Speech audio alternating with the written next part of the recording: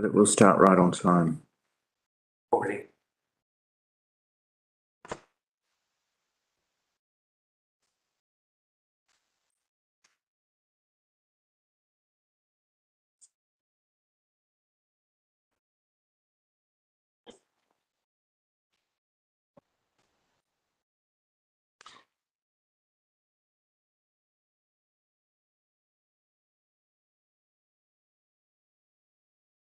Morena koutou. Good morning, everyone. Welcome to this morning's July Council meeting for Kaipara District Council. It is great to be gathered here in Dargaville today. We have some technical issues in the room where we're gathered due to the storm event earlier this week, but nevertheless, it is great that the Council is gathered today. I would like to invite Deputy Mayor Anna Curnow to open today's Council meeting with a karakia, please. Ia hore te marano, ia whakawhapapo nama te moana.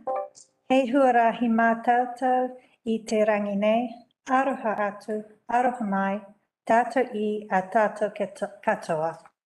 Kia ora. Kia ora. I'm calling for apologies at this point, and we have an apology from Councillor Joyce Paki, and all other elected members are present.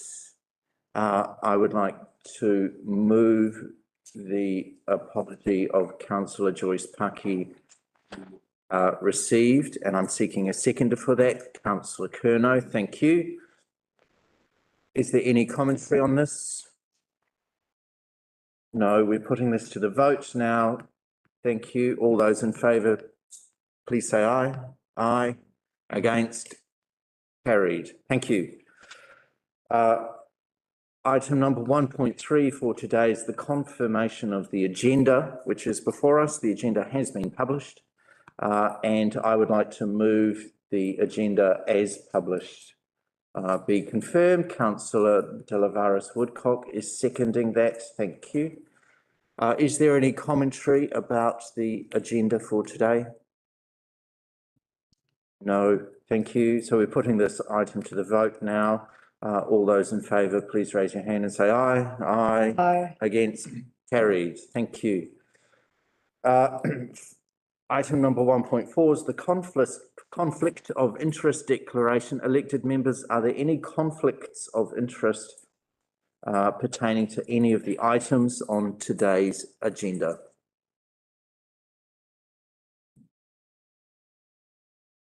No conflicts of interest. Thank you.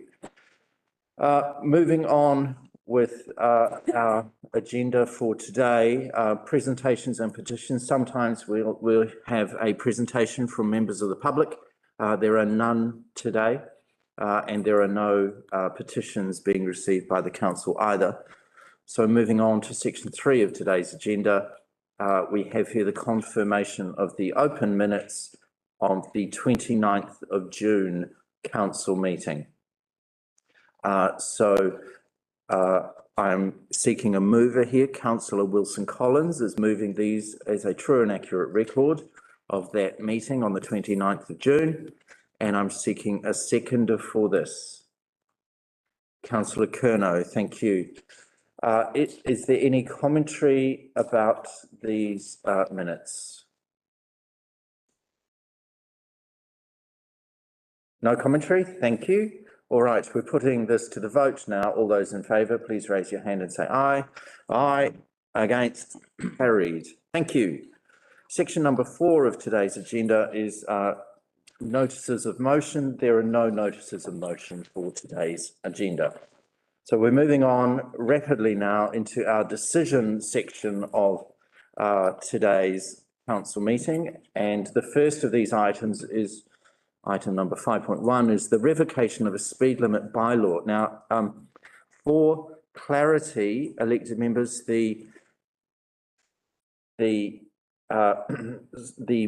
substantive motion which you see on the screen now is different to what was in the published agenda. The staff have come back and revised the proposed motion the recommended motion simply for clarity. There is clarification, if you like, which is behind why the motion is different here to what was written in the published agenda. So I'm happy to move what is written here, and I'm seeking on the screen, and I'm seeking a seconder for that. Councillor Curnow, thank you to put that onto the table, and Sean Baker is here to address this item today, and Sean, you'll be able to explain that subtle difference that you've put into the recommendation here as a safety net, if you like, underneath this decision council's looking to make. Thank you. Sean, good morning. Good morning, councillors. First off, explain the change in the recommendation. The National Speed Limit Register, as soon as that goes live, that actually legally takes over from the speed limits bylaw. So the idea is that there's no point where there's no legal enforcement mechanism available. We are confident that originally we said that this would be done by the 29th of July. Although I'm confident that it will happen by then, we've had a couple of staff members off ill, and the going live of the National Speed Limit Register is outside the control of NTA and council because it's operated by Kotahi. So just to ensure that we have continuity in the legal mechanism for enforcing speed limits, we've recommended a change to the recommendation so that the bylaw is revoked at the NSLR for Kaipara District goes live. We're currently just finishing off the last 2 or 3 final quality checks. We go through about 4 or 5 quality checks to get the NSLR live, and I think there's the last 2 or 3 issues are getting resolved this week. So it's all fairly well on track. The reason why, well, I've explained, this is more of an thing, and the new setting of speed limits rule 2022 sets up the NSLR as the primary legal mechanism for enforcing bylaws. So right across the country, we're all revoking the old speed limit bylaws. That does further down the track mean some other changes to the way that the speed limits are set. So you'll still go through the whole consultation and recommendations, but the final step of making a change to the speed limit bylaw, which you'll remember you did a month or so ago, that final step will no longer exist because it'll just go onto the speed limit register. Going forward from here, the setting of speed limits rule obviously came into force on 19th of May. It does make changes to the process for setting speed limits. I've prepared a briefing document which I'll attach to a report at the next council meeting, which just looks at a region-wide and how that impacts on our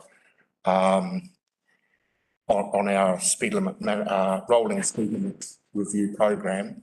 Doesn't have huge impacts, but does have some. The other thing is that at the end of this month going forward, I will be presenting a statement of proposal to council for approval for consultation, and the consultation for that we want to commence after the election, local body election, so there'll be very late October, November, and the new council will obviously hear any submissions and make any decisions on that. We've done that previously around the last election with, I think it was Whangarei District Council, and that worked well. So that's just a preliminary to let you know that that is coming on the, I think it's the 25th of August council meeting. Thank you, Sean. Questions for clarification, Councillor Curnow and then Councillor Withy. Thank you. Yeah, thank you, Sean. I suspect this is going to come through in your briefing, but what are the implications for council in terms of how these reviews are done, who pays for the costs of the reviews, who pays for the costs of the new signage and all of that? Are there any changes in that? Through the Mayor, there shouldn't be any significant changes to that. What it does do though is that going forward, we will produce a regional speed management plan, and that will go through the Regional Land Transport Committee. And so there will be a bit of backward and forward between council, but with the NTA structure, that should be fairly straightforward and similar to what we do already. And there is an additional certification process that we have to go through with Waka Kotahi. That's just an administrative thing. So the regional speed management plans will be aligned with the regional transport plan, so that the funding comes through between and so the implementation will be aligned with the funding that comes through the regional transport plan. So not a huge amount of change to what it feels like, but yes, some changes behind the scenes. Yeah, the primary difference will be that there's a for NTA staff, it will create a huge workload of 18 months because we'll be effectively bringing 3 years of work towards to a 12-month period to achieve the regional speed management plan, and then the implementation then be set within that plan and will be spread out over the 3-year transport plan timeframe. Okay.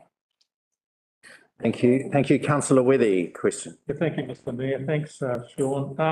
I guess what it sounds like to me is that there's been a greater degree of central control over speed limits across the country.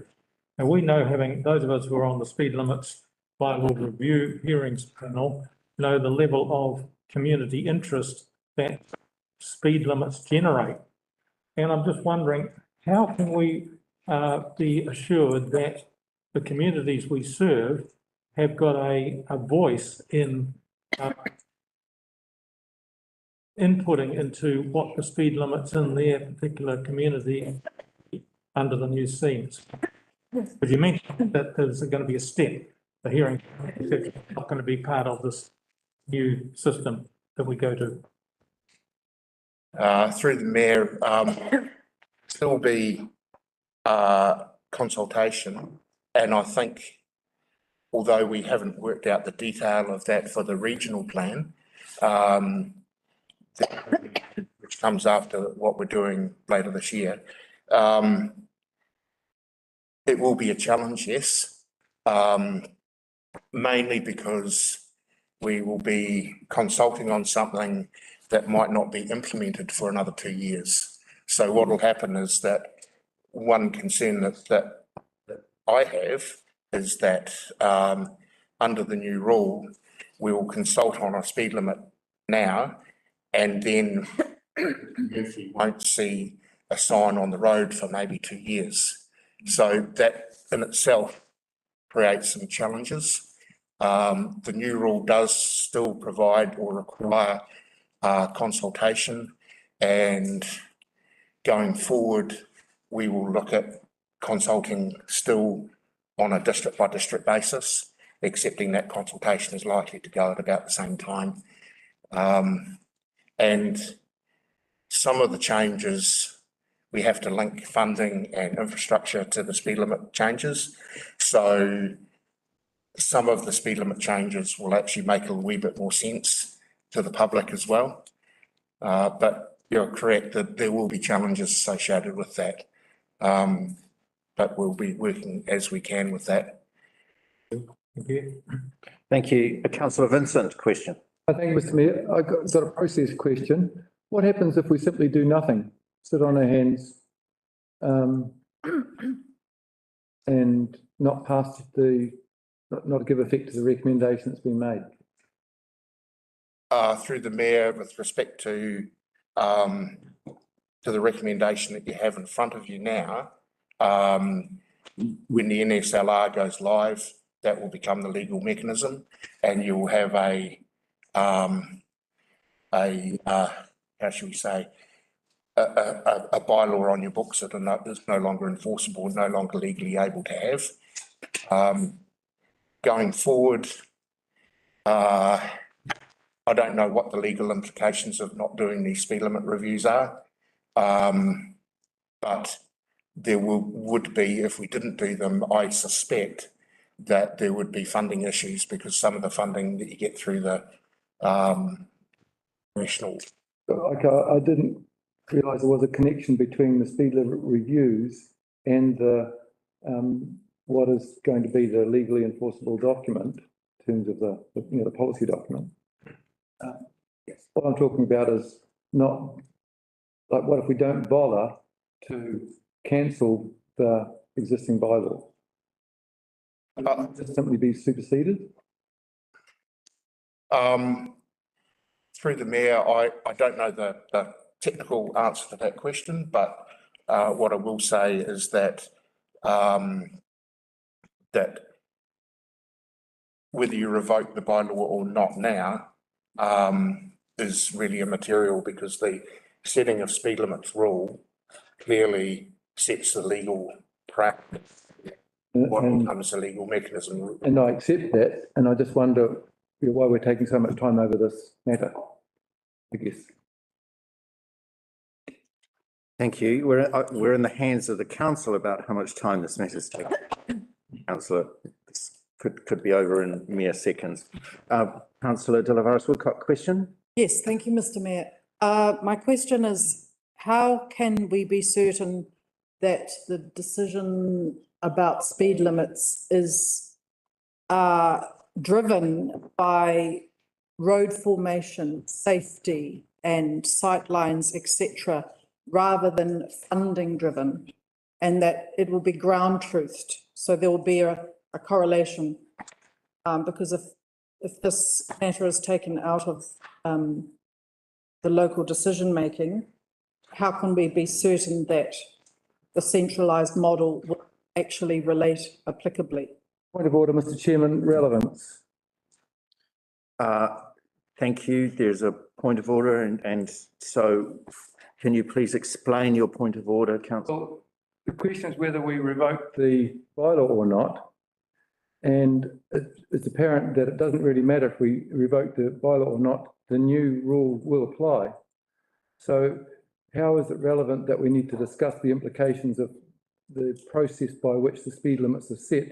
Because I sympathise with Councillor De La Woodcock regarding the suspicion that speed limit will be used as an alternative to maintaining the roads to a better standard. But I don't think that is the point of the item we are considering today. Okay, thank you. So your point of order is irrelevance. Yes. Okay, thank you. Thank you. So my ruling on that is that the decision that is before us has a broad scope, but it is a simple process-related matter, and there are deeper matters which I think would be more relevant in statements, possibly, than in questions at this time. So so your point of order is upheld. Thank you, Councillor. Please, De La Woodcock, if you please start again on a different subject if you have it. Thank you. I would like to get an answer on my question. No. So About- what we're saying is that it's deemed to be irrelevant for the work that we're doing today. Thank you. Oh, so you've upheld the point of order? Yes. Okay. Sorry. Bye. Clarity. Yes. Sorry. I thought that was clear. Sorry. Nothing further. Nothing further. Thank you, Councillor De La Woodcock. Councillor Wills. Thanks, Mr Mayor. For simplicity, Sean, just So the decisions for Kaipara now for speed limits will actually be signed off by the Regional Transport Committee. Is that correct? Through the mayor, that is correct to a point, because the Kaipara District Council will have to approve what goes to and be happy with the recommendations that go to the Regional Transport Committee. So the local council, so Kaipara District, will still have a decision-making process, role. The role of the Regional Transport Committee is to ensure primarily regional consistency in speed limits, so that Kaipara, for example, doesn't set speed limits that are completely out of whack with, say, Whangarei, for example. And we are already doing that because we are already doing these reviews on a region-wide basis. So I'll ask my question again, Mr. Mayor. Will the Regional Transport Committee make the final decision on the Kaipara speed limits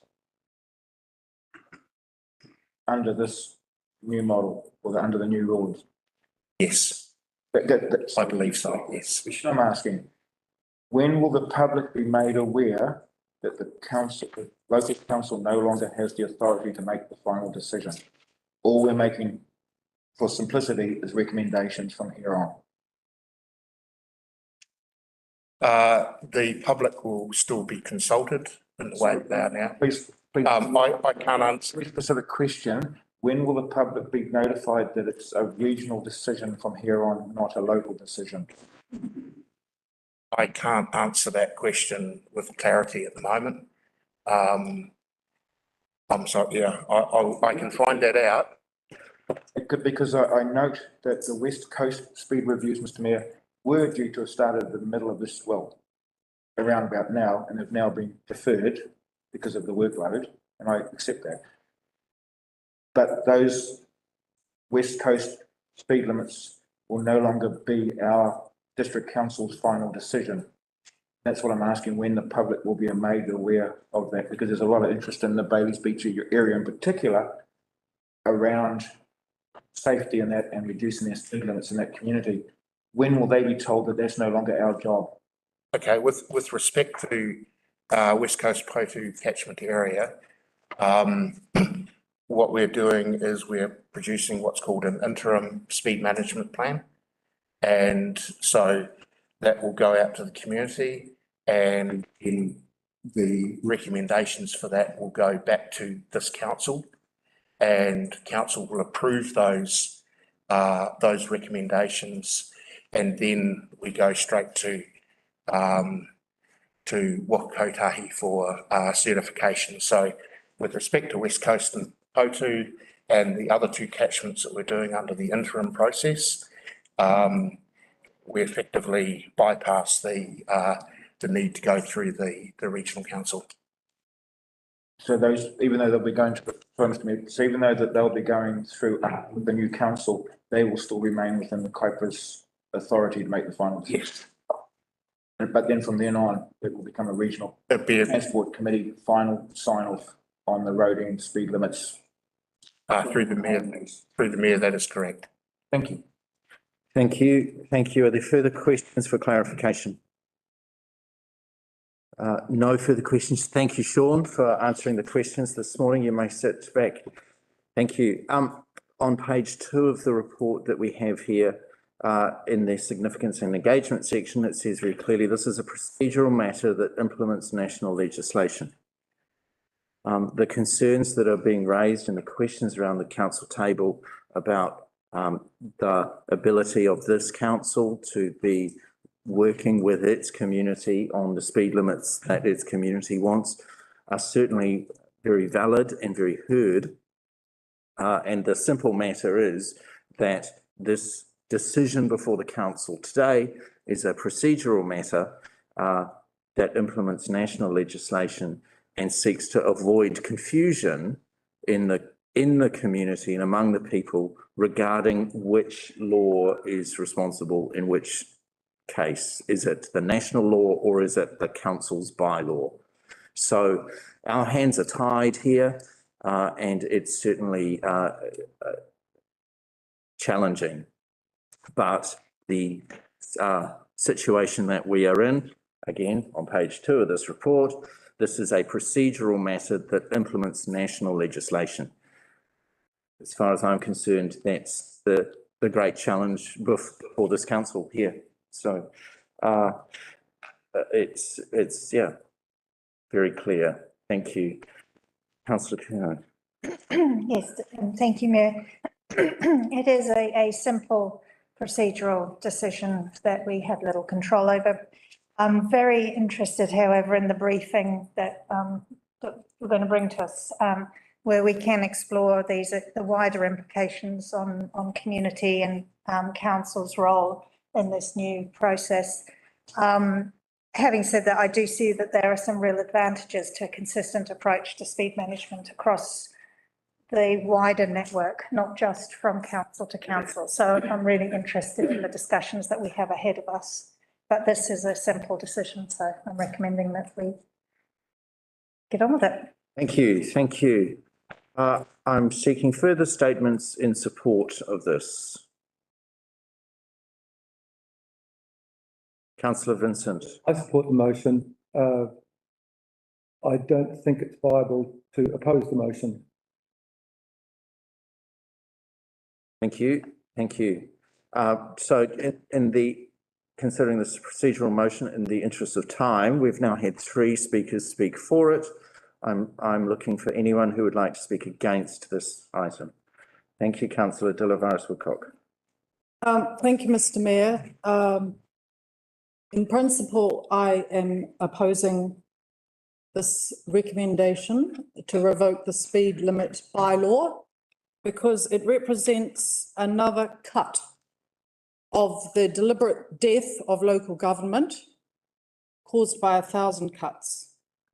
And while I acknowledge the speakers before me who have made points about the efficiency of having a national register, I would actually disagree on that point because I think, once again, local people are directly affected by their roads and the speed limits and know best, and it should be a speed limit setting should be decided by those who are closest to the effects of the speed. So this is another example of forced centralisation, a whole program of centralisation, and that if it follows through to full fruition, will make irrelevant and unviable this democratic process that we are part of today. So I will be voting against it in principle. Thank you. Thank you. Are there further speakers against the motion? All right, thank you. So we're going to put this to the vote now. All those in favour, please raise your hand and say aye. Aye. Aye. Against? Against. Against. So that vote is carried. Thank you. Thank you. Moving on to our next item of today. Thank you, Sean. Sorry. Moving on to our next item, which is item number 5.2, the exposure draft for the Kaipara District Plan, the approval for the non-statutory consultation of this exposure draft. So there is a recommendation which is here on the screen, and I would like to move that recommendation, and I'm seeking a seconder here, Councillor Kerno. Thank you. And to join us today, we have Michael Day, who has led this project of the council for the last 2 years. So thank you, Michael. Good morning. Thank you, Worship, and good morning, elected members. Very excited to be in front of you today to present this item. Just like to introduce the item by providing a brief overview of how we have arrived with an exposure draft district plan ready to be released for public feedback. Our district is growing at a pace never experienced before. which presents both opportunities and challenges.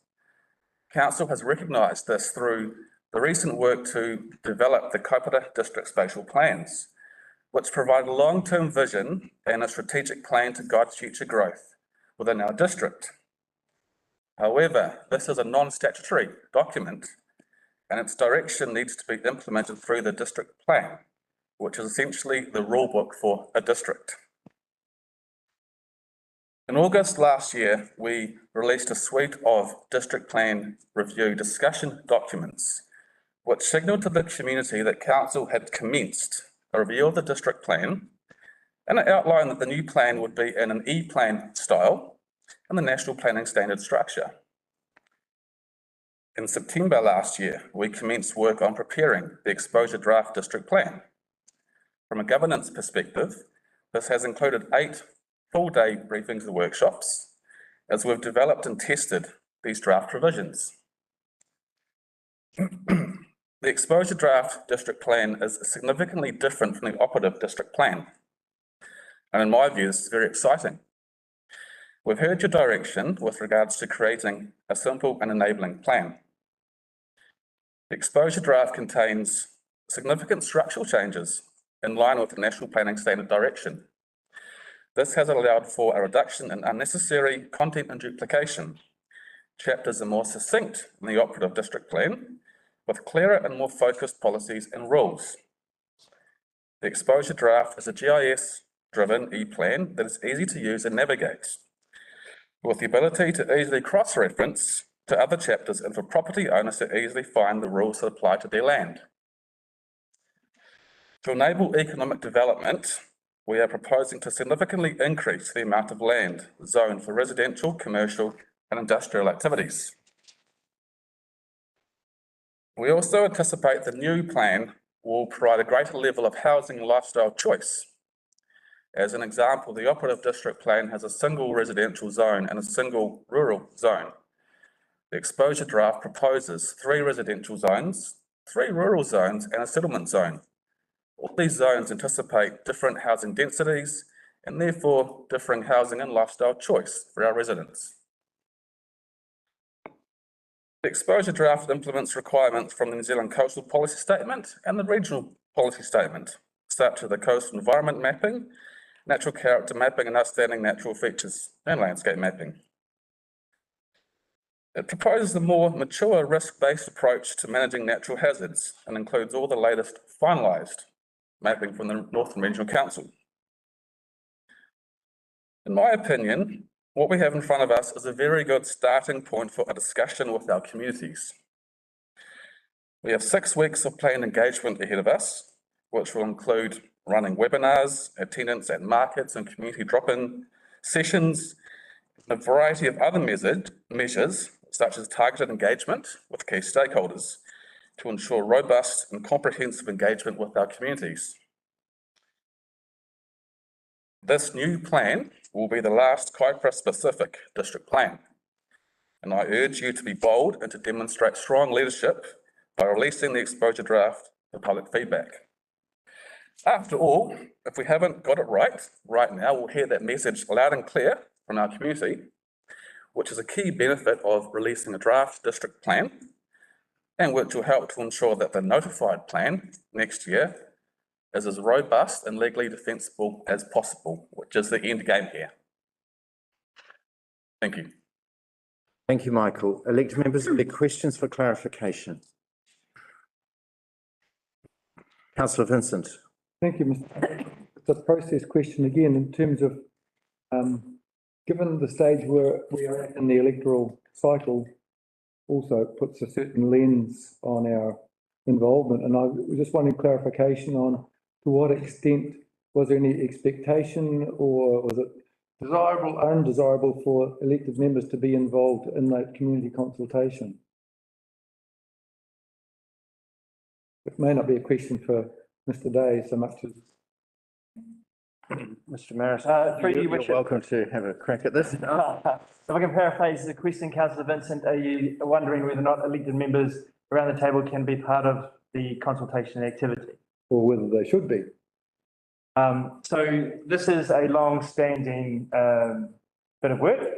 that has taken quite a, number of months to get to this point. My answer is that elected members should be okay to be part of those consultation activities. I would caution elected members, if they are, that they think about the hat that they're wearing, and as opposed to being a candidate hat versus being a councillor on this council, shepherding this work through over the last 18 months. Okay.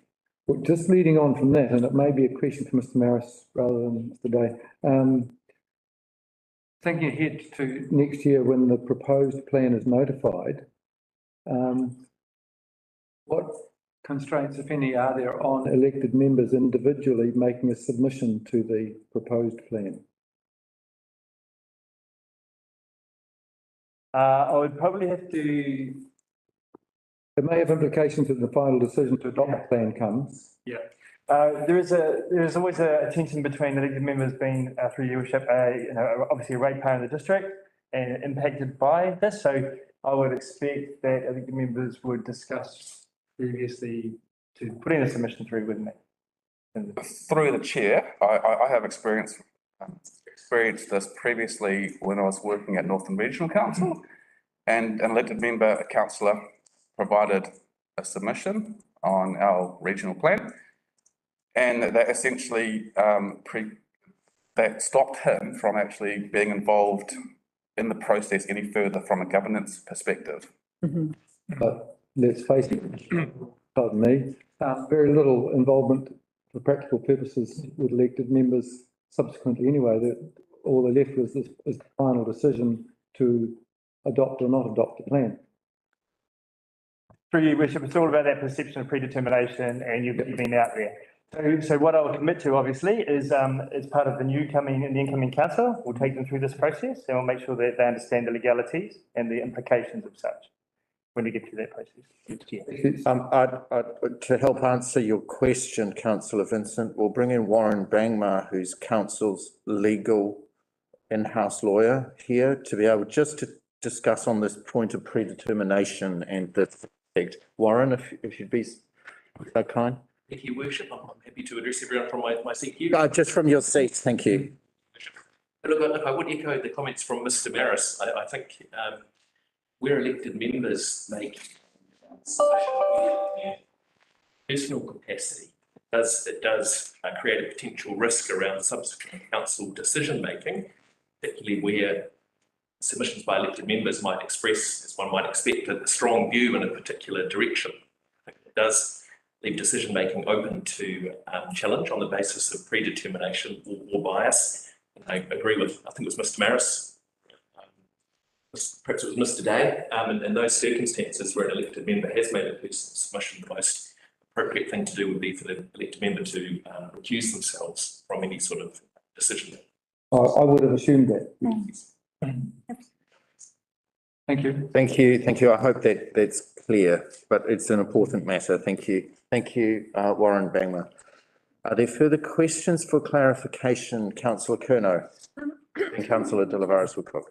And I'm hoping that I haven't missed it, and I'm going to look silly, but there's a point on page 25 of the agenda, 5 of the report, that plan changes to the operative district plan that are ongoing or not finalised are not included. So given that we finalised plan change 78, is that included or not? No, so that was only finalised, that became operative Last month? 5 days ago. Yeah. What? 5 days ago. 5 days ago, So- and in our press release, which we put out last week, said that's not going to be included in the exposure draft, Right. but it will be in the notified plan next year. Okay, I just wanted to be clear on that point. Thank you. Thank you. Thank you, Councillor De Lavares Woodcock. Thank you, Mr. Mayor. I have 2 questions, Michael. The first question is, why do we release the exposure draft on the 8th of August? Why not, if there is an approval today, can we not release it immediately? So the exposure draft is out now, and I've actually been already getting informal feedback from people who have viewed it, saying this is looking really good. Well done, guys. So it's out there now, but the consultation period Right. is due to commence on on Monday, the 8th of August. And the reason we've got that is that just in case we needed to change anything quickly, post this meeting, and to actually just give our team a few days to get things ready for the engagement period to commence. But the plan is out there now. Okay. People are viewing it now, and so people can actually start to view it now and start to formulate their positions if they'd like to. Okay, thank you.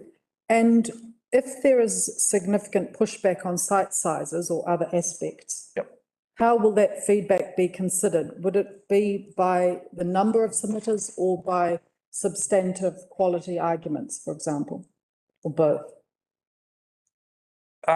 So through the chair, that's a good question, and it would come back to evidential based as well. So I'm not going to hypothesize what the answers may or may not be, but I'll come back to evidence. It'll come back to then the reporting officers actually through their Section 32 evaluation work demonstrating which policies and rules are the most appropriate for the district going forward as well. But it's not purely a numbers game as well, it's evidence-based as well. Oh, great. And my final question is the Section 32 analysis reports, are they from internal staff? So there's going to be a combination of internal staff as well as consultants. There's going to be some 30 odd Section 32 reports which need to be done. Those reports will be QA'd internally, and I have the ultimate role of authorising them, every single one as well. So does that answer your question? Yes, that does. Thank you very much. Thank you. Are there further questions for clarification? No further questions. Thank you, Michael. Thank you. Thank you. So the exposure draft has had a significant journey with us, and I'd like to congratulate the council on the session that's been held since last I was in the chair here discussing this matter, where you had a dedicated workshop briefing session of an entire day, working slowly through some last minute matters that elected members wanted to discuss and in order to be heard on various aspects. Now, I guess where we are at for here is that this exposure draft is ready to go, and it is significantly lifting the potential for what can happen in Kaipara District. We are in a space now, as we have already heard on today's agenda, where there is a shift in what councils are able to decide, and we are seeing a trend in that centralisation continuing to occur across New Zealand and across the legislative framework in which everything that council operates sits. Here is the key point. The sooner this information is out with our community and our community is engaging on it, then the sooner this will be able to become the potentially new operative district plan further down the line in future stages of the process to be the last district plan for Kaipara District. And in the world that we see coming ahead regarding the RMA reforms and planning changes, that is significant for the people of Kaipara District, and the lifetime of not the exposure draft, but the district plan that will come after this could be nearly a decade while New Zealand works through the yet to come changes with the National and Built Environments Act and the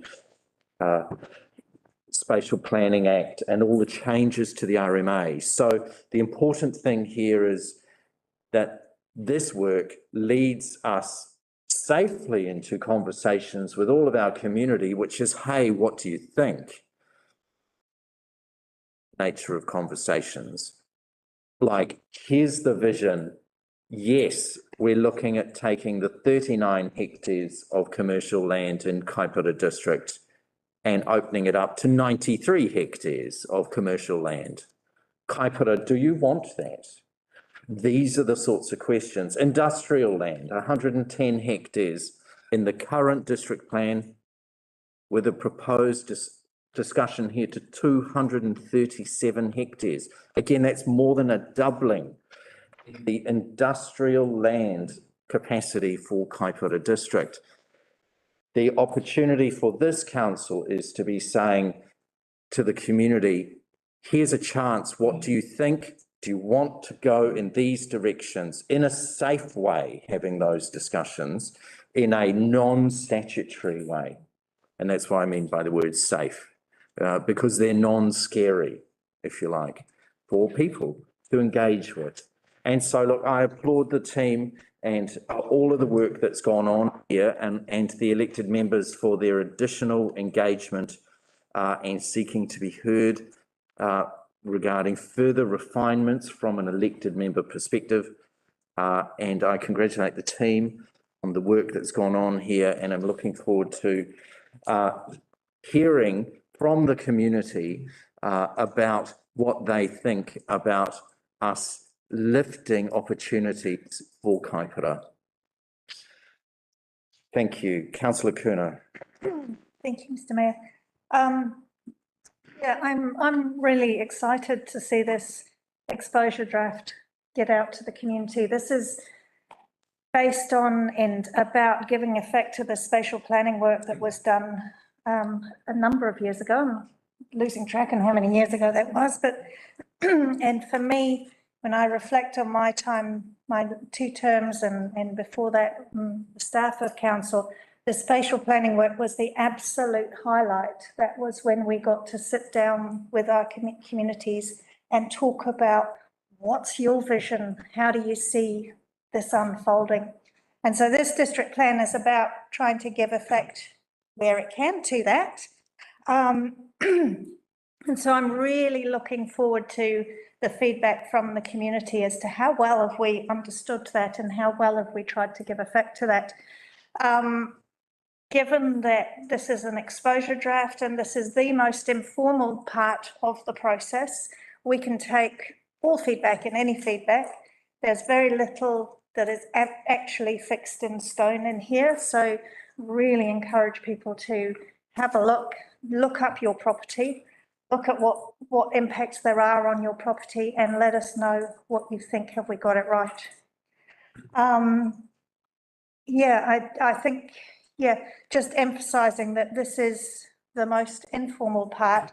As we go down the road beyond this, it starts to get more formal and it becomes a little harder to shift things around. So this is the chance for community and council to really get together and nut this out before we start heading down that more formal road. So yeah, really looking forward to that feedback. And just want to thank my colleagues for the engagement at the briefing that we had last month or earlier this month. I can't remember the exact date, but yeah, it was arduous at times, but everyone contributed and everyone had their say. And I really, yeah, thank people for that. Thank you. Councillor Vincent. Thank you, Mr. Mayor. I'm going to support this recommendation. I think through the process we've gone through, I've had a fair crack at things. Philosophically, there's a difference between telling someone they're wrong and saying you disagree with them. There are still parts that I disagree with. However, I'm one and we are a collective of 9 people. I haven't managed to persuade enough people of my views on some issues. On others, I've had some modest success, I think I can say. So I'm quite prepared to put it through the process and see what comes out of the community engagement. And I'll, as much as anything, be keen to ensure that as much as possible is done to enable that feedback to be informed feedback rather than complaints about the being done about potholes in the roads or whatever. as can be the case. So I have reservations still. However, they are points of disagreement. There'll always be points of disagreement, but I think it's worth putting it through to the next stage of the proposal. Thank you. Thank you. Are there further statements in support here? Councillor Wills. Thanks, Mr. Mayor. First off, I'd like to thank you for allowing such a robust discussion. There were various disagreements, to use Councillor Vincent's choice of word, on aspects to this.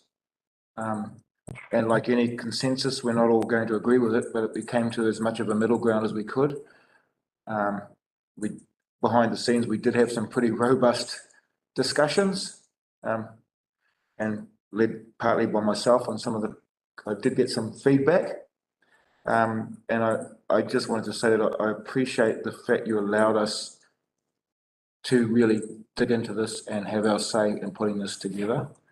And also my compliments to the staff, to Michael and his team, that have had to accommodate a lot of different opinions and still try and keep the process on track to a conclusion.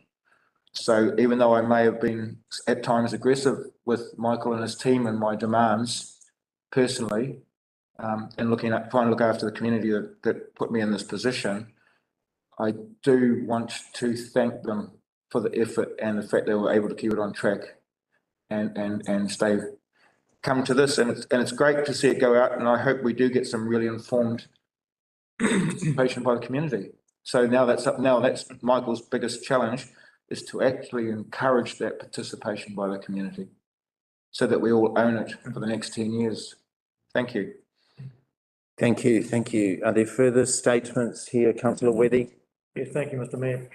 Yes, I think it's been a very robust process. I think compared to a lot of the plans that we put together over the last 5 or 6 years, this has been one that's probably got the greatest amount of integrity in terms of the feedback that we've had in from what elected members and all the briefings that we've done. It's been been somewhat long, but it has been a very fruitful process. However, I think the next step, which is getting this feedback from the community, is probably equally important to everything we've done so far. It's the communities that are going to be either benefiting or not benefiting from what is in this district plan. And so it's only right that we give them an early look at it, because as I think it's already been stated, by the time it gets to notification, it's in far more of a formal document at that stage, and things are a bit harder to change or move around or amend. So if we can get an early feedback, and I support what Councillor Wills has said, that in fact the challenge, and there's always the challenge when it goes to consultation, is to get all the people to actually, who are going to be affected, to actually get involved with giving that feedback. How often have we had plans go out for consultation?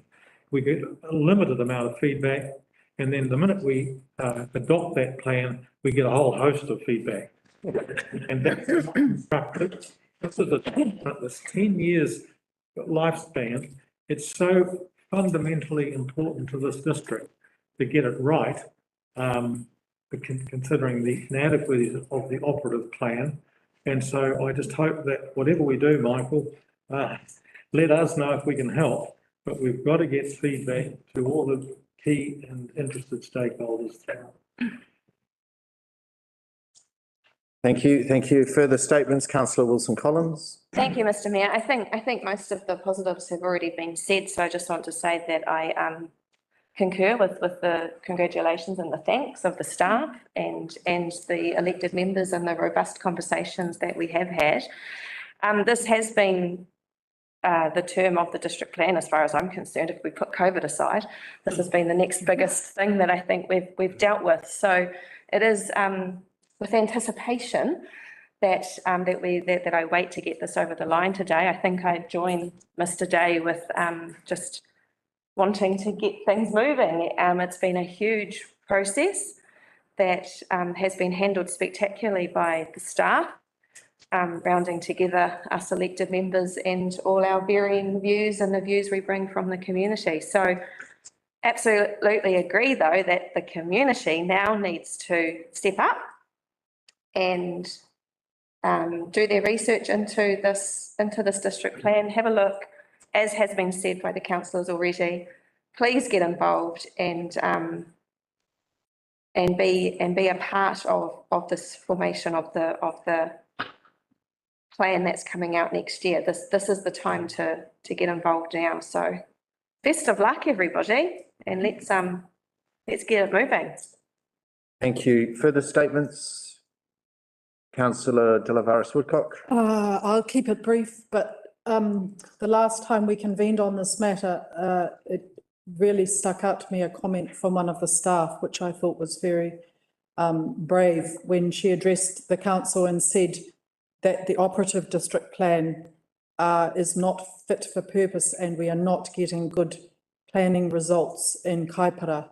And she said, you know, she dreaded governance pushback on moving this exposure draft forward as fast as we can, because we need to have a better district plan. And so that is, that stood out for me. And I also join my voice to call to our community to get involved and read it. It's an e-plan, it's there online, it's intuitive, and it's there for you now. And so over to our community to have a look and make a submission. Thank you. Thank you. Councillor Larson, statement. Thank you, Mr Mayor. Certainly think that the plan has achieved some of the things we set out to get to, which was that rezoning of more commercial, industrial and residential land. And I think that the new lifestyle zone is something that's been needed for quite some time. I will be very interested to hear the feedback from breakdowns in the new general rural zone, which comprises 65% of our district's land mass. In the previous district plan review, the controlled activity lot size went from 4 hectares up to 12 hectares for as many lots as one desired. And now it's for 20 hectares under a overlay, and now it goes to 20 hectares for all areas of that land, and only one lot is allowed as a controlled activity as an right. So it is quite a big restriction compared to the previous plan. We heard during our last briefing that the return on sheep and beef country was very small, at about $190 a hectare per annum. And so that really places people on marginal land in a position where they perhaps can't retire that land into lifestyle blocks or turn it to another use if they want to retire or what have you. So certainly not very easily. So anyway, I look forward to the feedback and see how that goes. Thank you. Thank you. Thank you. So each of the elected members has made a statement here. So just closing statement from me. I'd just like to thank Councillor Curnow particularly for having chaired the special dedicated briefing workshop day of the council when I was not available to do that. And for leading that very important work where the elected members were able to come together at the 11th hour, if you like, at the conclusion of the process and really examine this work. It was a key part of the process. And so, Deputy Mayor, thank you for having been such a trooper in that space and leading that great work.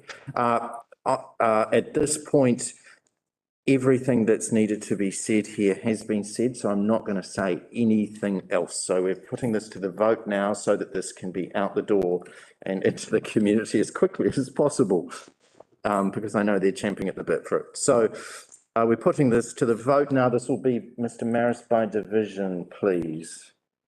Thank you, Your Worship. Councillor Curnow. Councillor Delavaris Woodcock. 4. Councillor Larson. 4. Councillor Vincent. 4. Councillor Worthy. 4. Councillor Wills. 4. Councillor Wilson Collins. 4. Your Worship. 4. Unanimous. Thank you. That is a unanimous decision there. Congratulations, Michael and Catherine. There is your exposure draft of the district plan. God bless it and all those who sail in it. Thank you. At this point, we're going to adjourn for a 5-minute break. Thank you for people to stretch their legs. We'll resume at 10:35. Thank you. Cheers. Cool. Thank you. Cheers. Well done.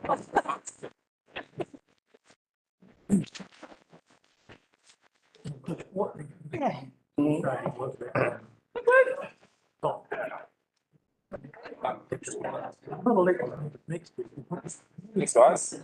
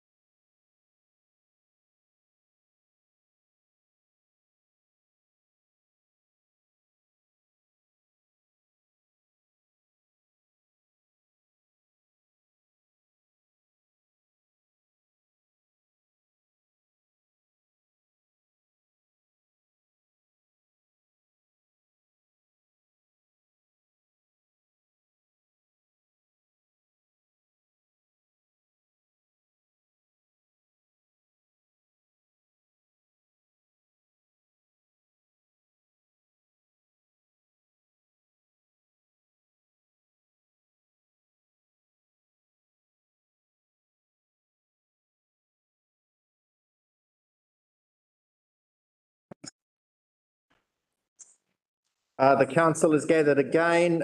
Thanks for that break. I hope everyone was able to stretch their legs. We're picking up at the next item for the decision, which is page 29 of today's agenda. We are talking here about private plan change 81 regarding the Dargaville Racecourse, which is a procedural decision whether to adopt, accept or reject the plan change or determine it as a resource consent. So for this item, I am moving this item and Councillor Wilson-Collins is seconding this item. Thank you. This puts it onto the table for us today. So Michael Day presenting here and ready to take questions. Thank you. Thank you, Your Worship. I'll take the paper as read. Briefly introduce it. So a private plan change request from Dargaville Racing Club was received by council in February this year. Private plan change seeks to rezone the Dargaville Racing course to a development that provides for a mix of residential, neighbourhood centre, open space, light industrial zoning. As you've touched on, Your Worship, council is required to make a decision on the application in accordance with clause 25 of Schedule 1 RMA. The clause 25 directs council to either adopt the private plan change, accept the private plan change, reject the private plan change, or determine the request as it was a resource consent application. It's important to note that neither adopt or accept implies that the plan change is or will be approved by council. It merely allows it to proceed to the next point, which is public notification, and then allows all stakeholders to provide feedback on the plan change. A hearing must be undertaken in due course as well, prior to the matter being submitted to council for a decision further down the track. So it's very important to note that. So what you have in front of you can be viewed as an initial threshold decision to determine whether the plan change can proceed to the next stage of the process. The staff recommendation is to accept the request and to publicly notify the private plan change on Monday, the 29th of August, consultation running for a month until Monday, the 26th of September. Thank you. Thank you, Michael. And thank you for outlining exactly where we are in the process for this, because private plan changes are not common, even though we've recently done the Mangawhai Central private plan change. So this is a new thing for Kaipara District Council, noting that in other district councils, such as Selwyn District Council, they have some 40 or 50 a year of private plan changes coming through. So it is extraordinary times in other parts of the country. So elected members, are there questions for clarification here? Councillor Wilson-Collins. Thank you, Mr. Mayor. Hi, Michael. I did send some questions in earlier. I was just after a further explanation of the effect of the plan change on the exposure draft and the proposed draft of the district plan. Is there any effect? No, there's no effect whatsoever. So the exposure draft, which we're putting out next week, Linda, is a new plan for Kaipara. This is a private plan change to the operative district plan. There was no effect whatsoever right now. And it's actually quite normal for for a private plan change to run alongside a plan review as well. So it's a normal process which council must go through. Yeah, awesome. Thank you for that. The other question I had was, do we need to ensure that there's sufficient capacity on infrastructure at this point, or is that part of the process? Not at this stage. Once we've... That's correct. Yeah. That conversation for later conversation. Yeah, okay. Sorry, Michael, can you please expand on that answer for us? So when councillor Wilson Collins has said about infrastructure, can you just expand into the reasons why you're saying what you're saying here? Thank you, Worship. So, at a private plan change stage, there's no, obligation on council to ensure that there is, capacity then and there, for future developments as well. Notwithstanding that, council needs to be able to, commit through its long-term planning processes to upgrade that capacity if required. And further than that, there will be checks and balances through the private plan change, as well as any subsequent resource consents, to actually say, and this is what we just saw recently in Manawatu Central, that if the capacity at the time of applications in the future doesn't exist, we have mechanisms to not allow that development to go through. Does that make sense? Mm. Yeah, interesting. Okay. I'm just going to sit with that for now because I'll have questions later in the meeting. But my last question was the option 4 we were given. I don't recall seeing that before. So look, I can't speak for what people prior to me have given you, but it's a part of clause 25. It's been there forever, and I'm trying to provide all the information that I can to you. Perfect. Okay. Thank you for that. Those were all my questions. Thank you. Councillor De Lavaris Woodcock, question. Mr. Mayor. So my question, Michael, teases out further councillor Wilson Collins' point. And in the report, page 67, it addresses the National Policy Statement for Urban Development. And there is a comment in there that says territorial authorities are directed to enable development where territorial authorities are, and I quote, infrastructure ready. So my question is, I heard that you say that we are, through the long-term plan, to commit to upgrade where such signals have come for future development. But are we still working with the direction of this policy statement as a council if we accept in whole this proposed private plan change as it stands, when there are questions about drinking water supply and wastewater capacity? So, for the chair, absolutely yes. So what you have in front of you is an initial threshold decision with regards to whether the plan change can actually be notified. Right. When it's notified, yes, any and all submitters can then actually come forward and say, we support it because of X, Y, and Z reason, or we oppose it because of X, Y, and Z reason. Then there's a further submission stage after that, where people can support or oppose the initial submissions. And then there's a hearing after that as well, and the hearings commissioners, which we'll engage in due course, can then tease out further things in detail as well. So there's a long way to go in the process. right. What you have in front of you now, though, is an initial decision, Yes, essentially to accept it, yes. but can be notified. That's all. And thank you.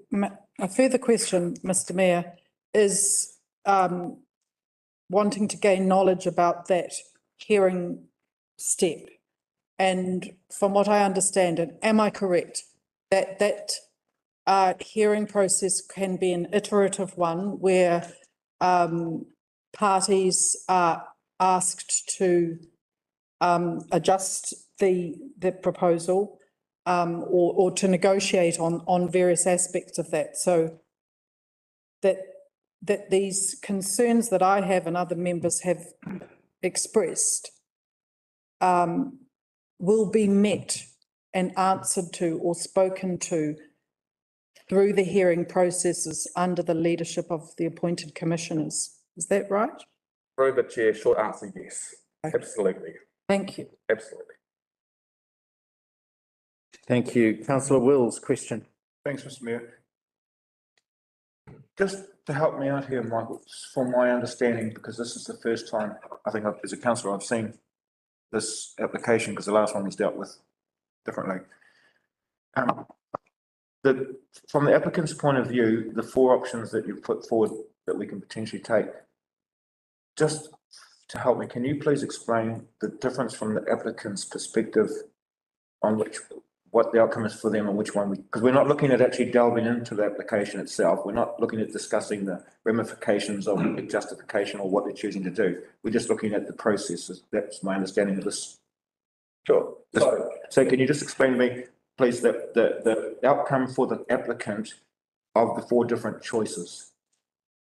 Sure. So for the chair, the recommendation is to accept the private plan change, which means that it proceeds to the next stage of the process, but the applicants put the bill for the process. Yep. If council adopts it as a council decision, council and therefore the wider community take ownership of the plan change and pay for it. If we reject it, at this stage, it goes no further, but they have recourse to actually appeal that to the Environment Court. I've demonstrated in the paper that there's no rational reasons for to reject it, and the other option is to convert it into a consent application. They have not asked for that. Again, they could oppose that. And a consent the reason why people apply for private plan changes normally is because their application is contrary or different to what a district plan envisages. So they don't want to consent. So it doesn't meet the criteria of another resource consent, which would comply with the operative plan. In one respect, yes, as well as a comprehensive development, which they're proposing here as well. So right now, the land's zoned rural. Right now, they're proposing a comprehensive development as well. So thank you, Mr. Mayor. This is just about the process, and I'm just thank you. So largely the choice between 1 and 2 is who accepts the cost of the process, or who puts that. Councillor Will, thank you. Thank you. Thank you. Councillor De La Varas Woodcock, further question. Yes, thank you. Throughout the document, there are multiple references to the words urban design. And on page 113, there's a reference to the regional urban design guidelines will be used to inform urban design decisions. And I was just wondering, when we did our spatial plan work, we had urban design document, and there was a decision among us at the table to have it as a non-statutory document. And I'm wondering, why does that not reference our Kaipara District urban design guidelines and has recourse rather to the regional urban design guidelines? So, Chair, I've got no idea. I didn't put forward the applications. Okay. It's not my role to promote the application either. Okay. I can't answer that, I'm sorry. Okay, so in terms of I have multiple questions that I obviously sent in, but is it appropriate through the chair to ask them of the officer then? If he has no knowledge of that work? So the important matter, Councillor De La Varas Woodcock, is about the decision that's before the council, which is we're either accepting it, or we're absolutely adopting it, or we're rejecting it outright. Or accepting it in part. Accepting it in part, indeed. But we have a recommendation which is here to accept it as in its entirety, for it to be initiated into the next parts of a very long process, which is yet ahead. And so there are many opportunities for those further discussions yet into that future. And so the key matter here that I would say to you is if you like, the nature of the questioning that you have here needs to be about the decision that's before us, which is about adopting or accepting or rejecting the private plan change request. Yeah, and the important point here is about, if you like, this entire forum, the work of the staff, and that we could spend hours and hours and hours litigating every line in every aspect here, but that doesn't necessarily make a better decision for the council in the space, considering the nature of the decision before the council today. Thank you, Mr. Mayor. I do hear you, and I would respectfully correct you that it's not a matter of litigating, rather seeking answers, seeking information that will help me and the members. But I am happy to take your direction, and I have no further questions. Thank you. Thank you. Councillor Curnow, question? Just, Michael, if you could just, it might be helpful to those of us around the table, if we could understand what the next steps are. Should we decide to accept this into the process, what happens? Sure. So as I briefly touched on in response to Councillor Wills, I'm recommending that it goes out for public consultation from Monday, the 29th of August. We would need to organise formal public notification, plan change that would be put in newspapers, etc., etc. I'm recommending a month of public consultation on the private plan change. Following that, all the submissions will be collated and summarised, and then there'll be a further submission process where submitters can support or oppose the original submissions. Then after that, council will need to engage a hearings panel, and we have to organise hearings. This is next year as well, and then there'll be a formal hearing on this. And then the hearings commission comes up with a recommendation to council. Council then either accepts or rejects the recommendation. After that, it is then appealed to the Environment Court as well. So there's a long process of us. This is just trying to get it through the door to notify at this stage. Not even at the start of the process yet, if that makes sense. So really this decision is just about whether we bring it in and put it out to the community for their feedback. That's correct. Okay. Thank you.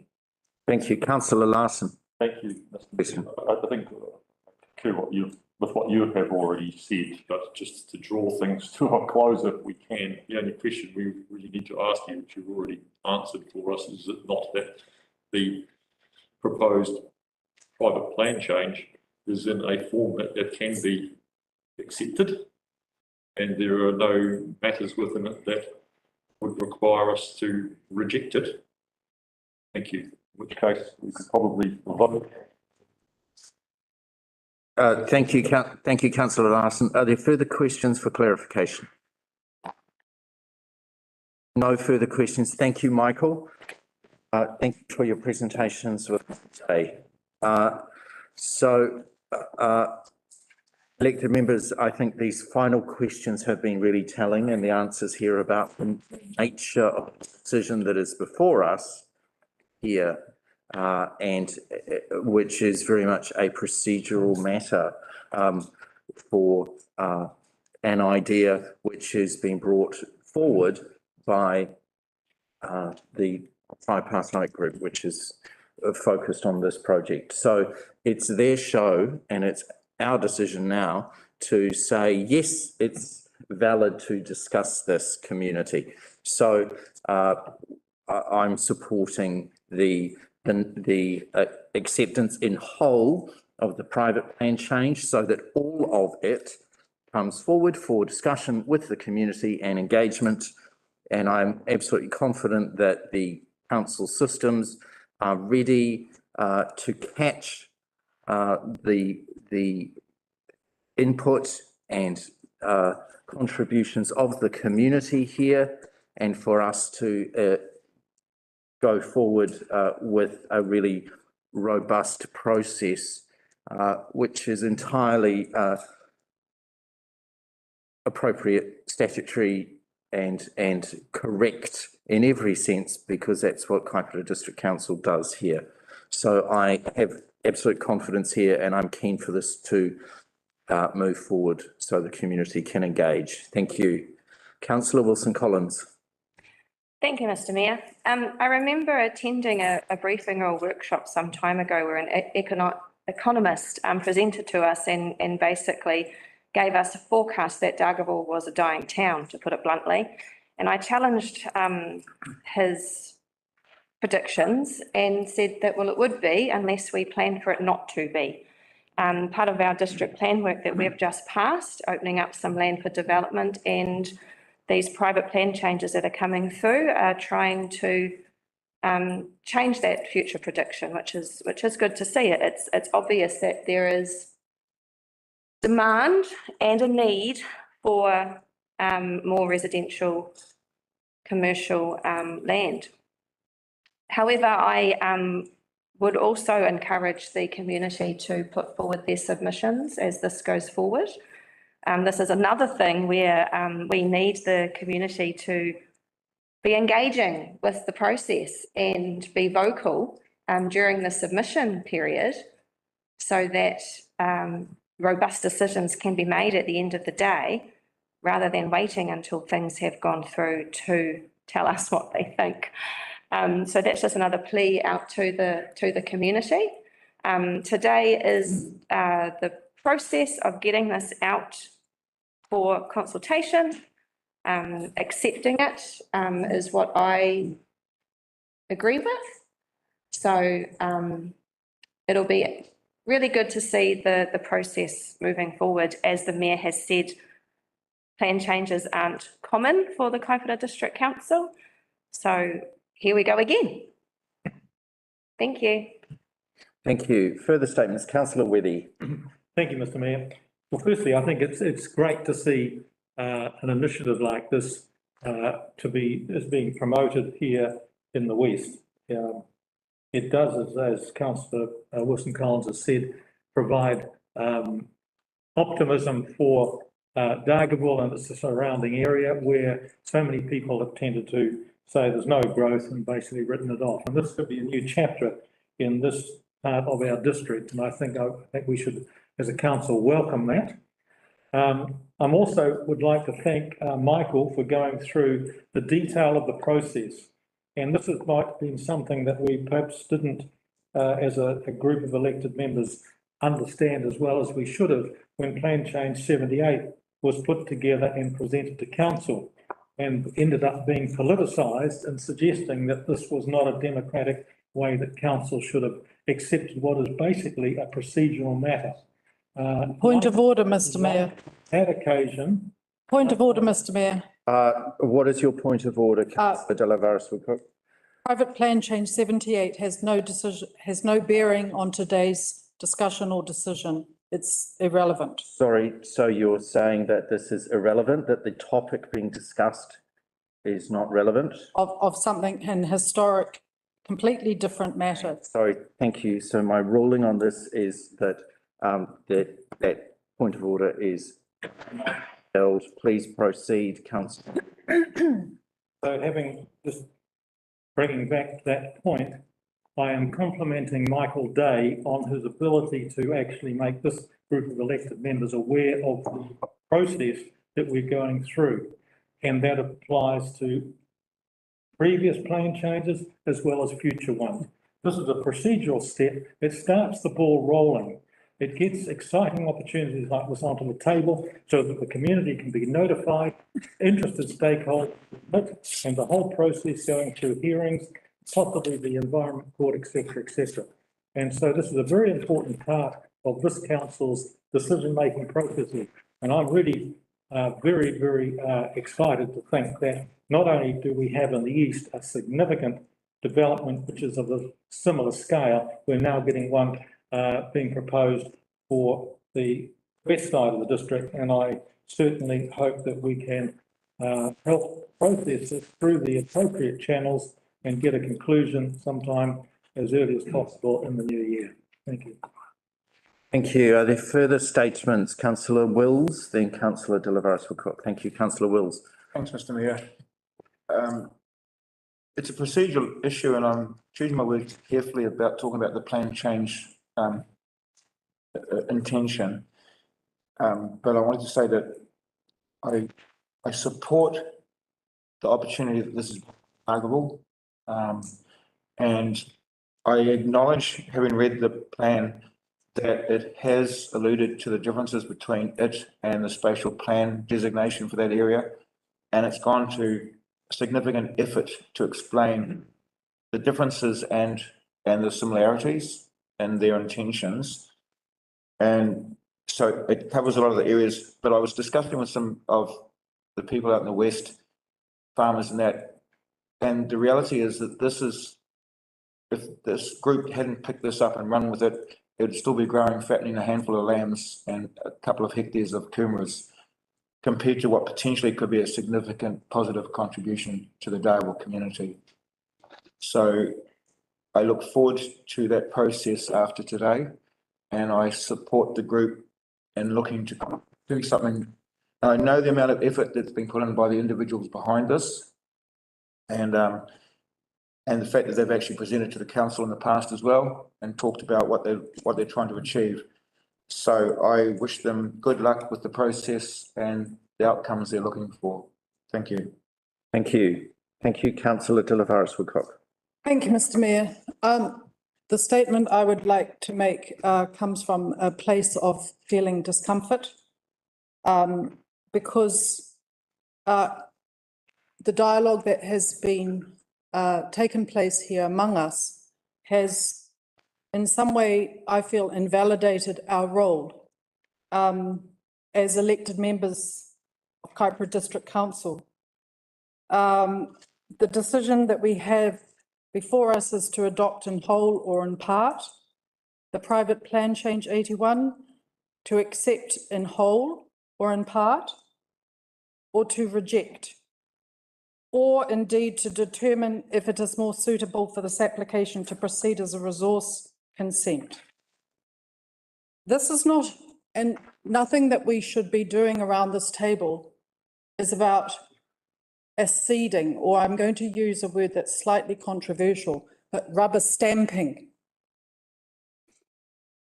We have a duty to make decisions that in and of themselves are political decisions. They are decisions that have long-term effects on our community. So I'm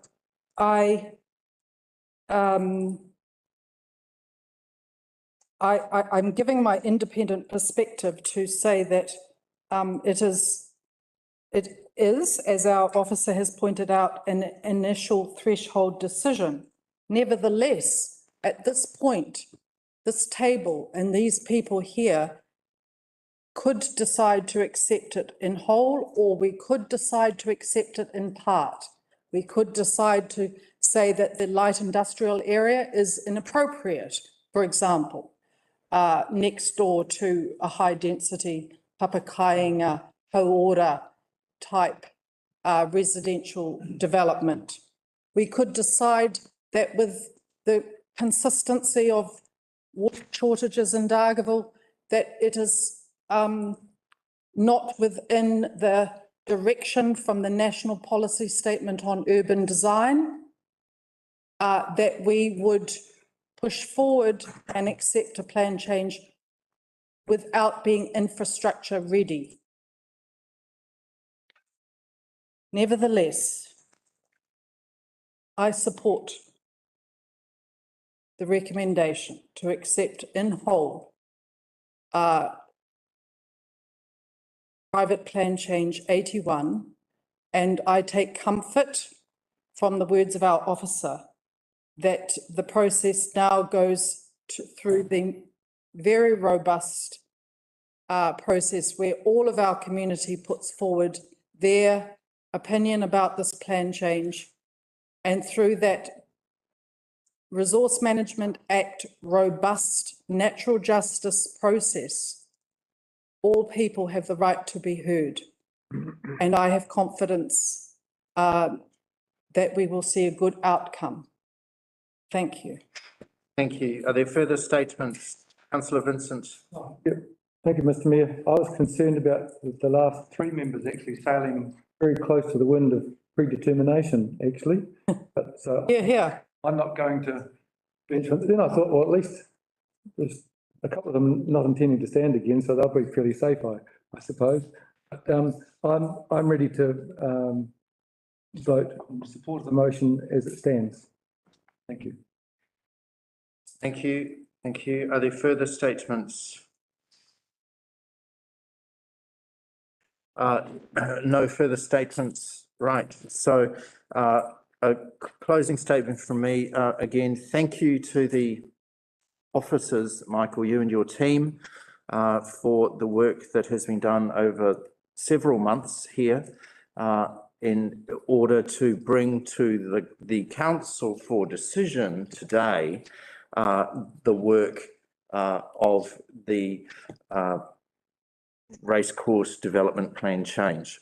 We're aware that this is substantial work and that it has come at a very busy time for a small but fabulously highly skilled and burnishedly polished team which is working in this plan change space now.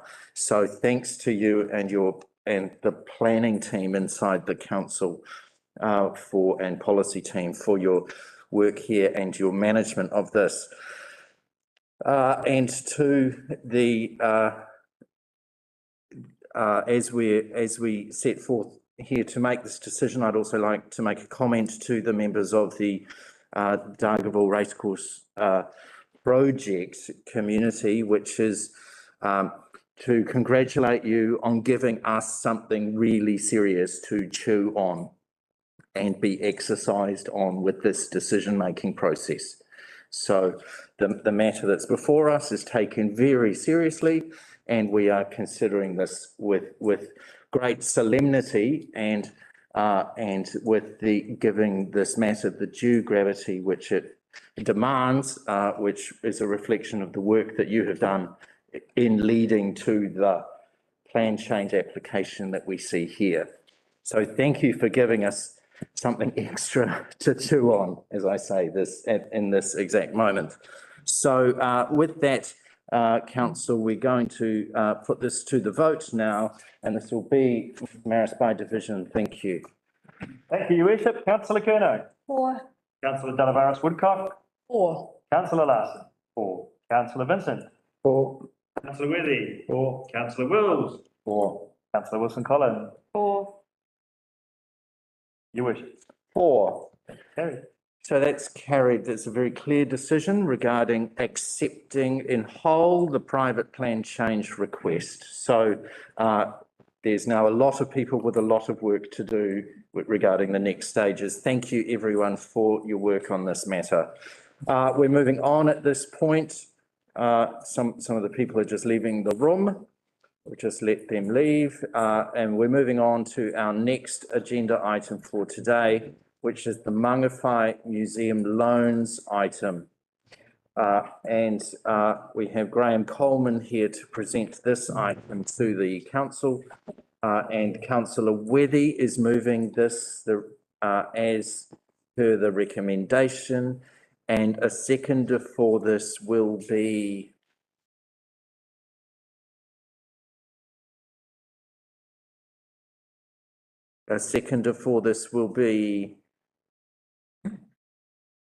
Councillor Wills. Thank you. Graham. Thank you, Mr Mayor. I'll take the report as read.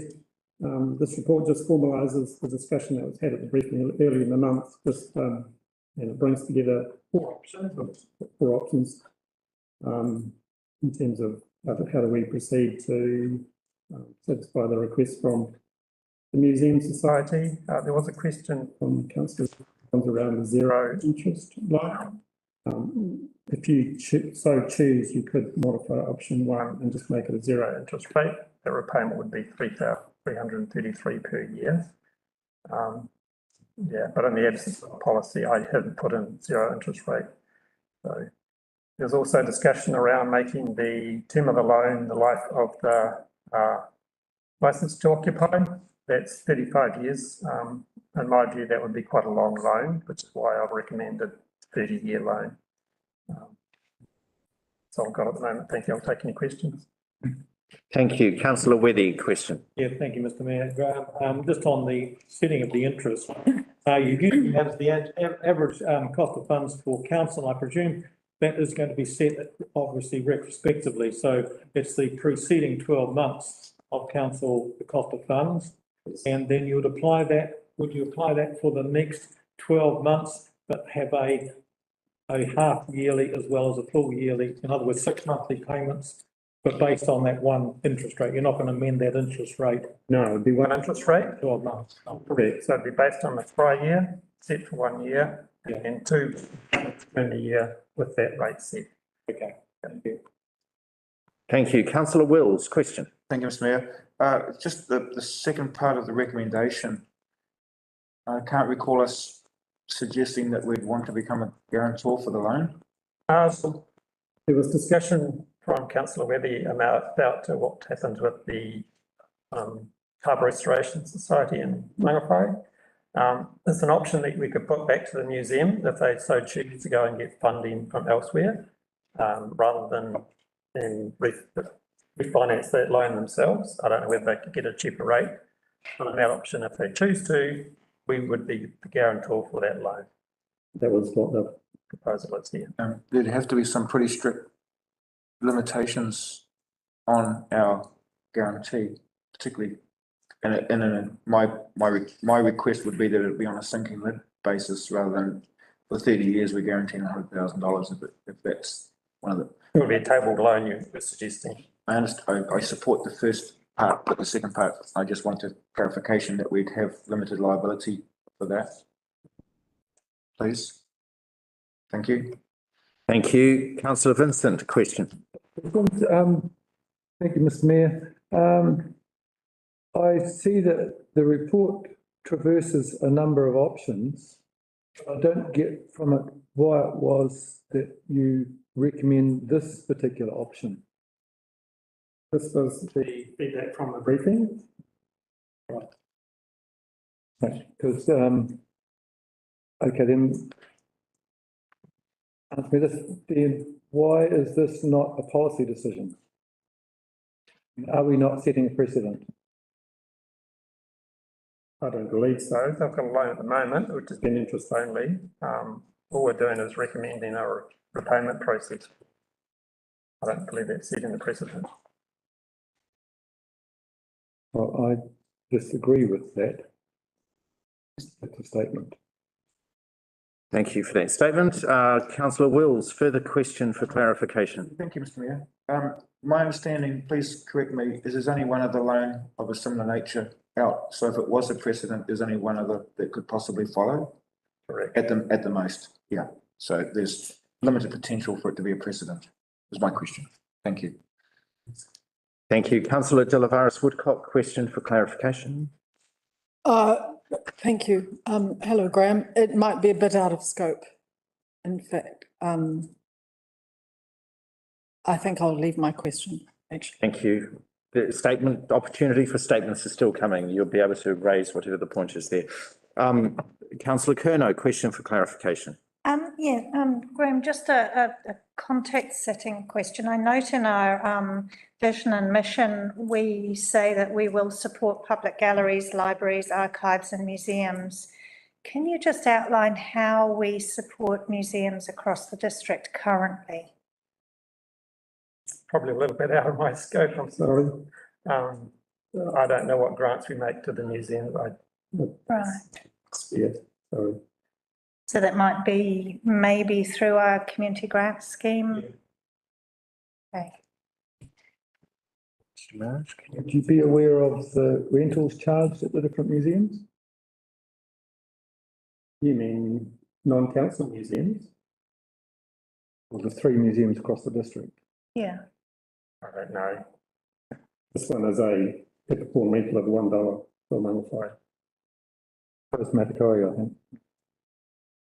Thank you. Are there further questions for clarification? No further questions. Thank you, Graham. You may sit back here. Councillor Wethy, thank you. Statement. Thank you, Mr. Mayor. I think all elected members will have seen that these two loans were actually made to the museum by council during the time of the commissioners. And so we're dealing with an historic decision that was taken at that stage to support the new museum, which was in the stage of being built at that stage. However, the fact that we've still got no repayment on principal, I think the option to wrap it all up into what is effectively a table mortgage, which is repayable over a 30-year time frame, is a good way, and it gives the museum management and trust an opportunity to feed that into their cash flow on each year as they go forward, and end up after their 30 years of having all that debt repaid. It also means that the council is no longer providing basically an easy funding source where they get virtually interest-only loans and no repayments required. The actual annual cost on a table mortgage as is being proposed is not very much different from what they're currently paying in terms of the interest-only component of the current arrangement. So I think this is a more commercial arrangement that gives them some security over the next 30 years, and it certainly means that there is not any drain on council's finances because we're getting reimbursed for both interest and capital. So I support this option A as it is detailed here in the paper presented to us.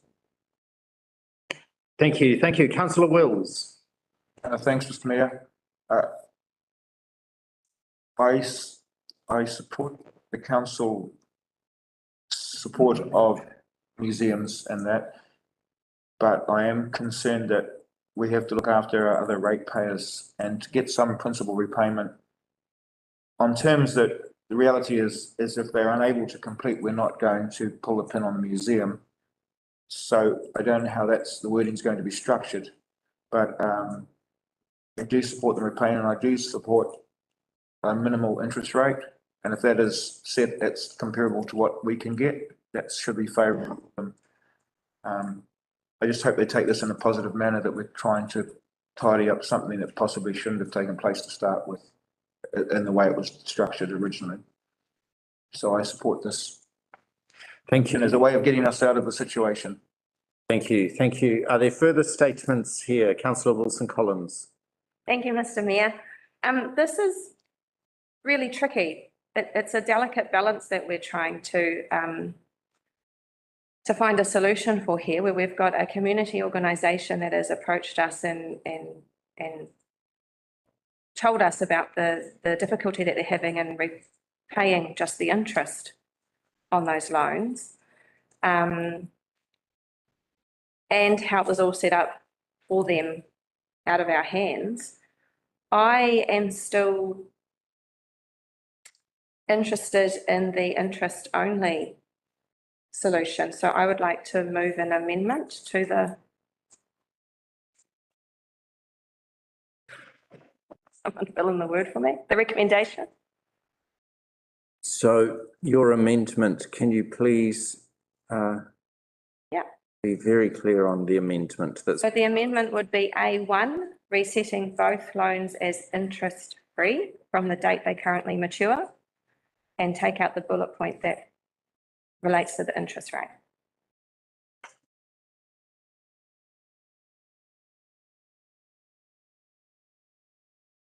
Sorry, councillor, repeating. Both loans as interest-free. Yeah, so delete the words table loans, interest and principal repayments.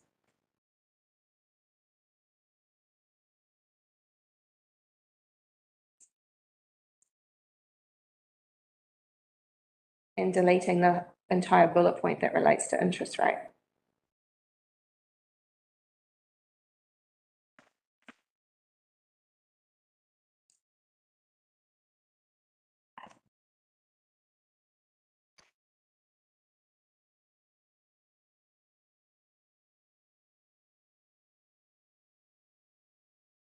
So we're taking here the underlined parts as being struck out. Yes, yes, yes, thank you. And the red is the new words added in. So, councillor Wilson-Collins, is this your amendment as now written? Yes, it is. Yeah, and sorry, and it goes down to Steve Charlie delegates authority to chief executive to finalise so it's still the incompleteness, yes, there is what's in the box, yes, so you're moving that as an amendment, so I'm seeking a seconder for that. Is there a seconder for this? Can I just clarify a question of procedure? Procedural question? It's just that, if someone has asked a question in the earlier stage for clarification, that is not regarded as speaking to the motion? No, fine. And someone who has already spoken to the motion is unable to move or second an amendment, however. Correct. Thank you. Thank you. So we're seeking a seconder for this I'll second. matter. Councillor Curnow seconding this. So this now becomes the item which we are discussing. Okay, so it is a reset, if you like, for the discussion here to being an interest-free loan for the Mangawhai Museum in this space for the next 30 years. So thank you.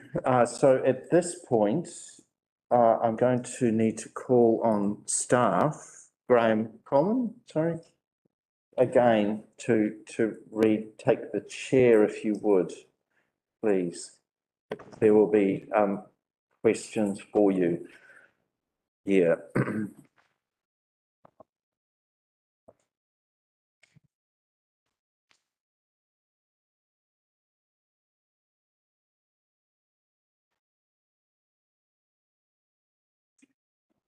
Thank you. So I have a question for you, Graham, and it may be, I'm going to try to make it a question which is easy to answer. What sort of indication would you have on the cost and or risk to the council of the interest-free loan to Mangawhai Museum as proposed here? Well, the cost to the council would be the foregone interest, which would be about $3,000 a year roughly, I would imagine, because the repayment based on that term would be $3,333 a year, 2 parts. And so take that as the principal amount. If you looked at the table that I had in my report, that would be the difference. That's the council would forego. So it's not huge. Risk, there's no risk. It's just a different mechanism. It just means that we will get the capital back, but no interest with it. Thank you. Okay, thank you. That's clear. Are there further questions for clarification at this point? Because I have a further question for you. As a precedent for the council, if you like, saying here that this would be interest-free, potentially what, if you like, how many organisations in Kaipara district may be able to then seek interest-free loans from the council into the future if we're making a decision here on this? I don't know how many, but you'd need to set a policy to say, well, what is the criteria for getting the loan in the first place? But then you need to spend $5 million or $2 million before council would even consider giving them a loan. This was for a development, it wasn't for operational purposes. So a policy would need to be developed at some point if you're going to do that. Okay, thank you. So therefore, with the decision that we have today, is it, if you like, safe decision-making by the council for us to be moving into a space here without a policy?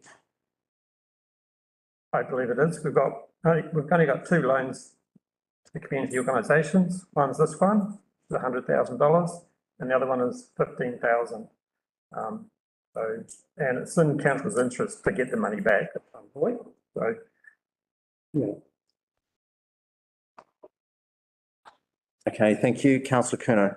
I'm not sure whether it's a question for you or for Mr Maris or for someone else, but what's the process involved in setting such a policy? Does it have to go with the LTP or could we do it separately? How does that sort of policy travel? Through your worship, so as Graham has said, there are only two organisations in this situation. And we are talking about a situation that is long-standing and has set up in a different environment. You know, council needs to think about whether or not a policy would be appropriate or needed, actually. With two organisations in a situation like this, I'm not sure a policy is needed. I do want to mention that the precedent argument.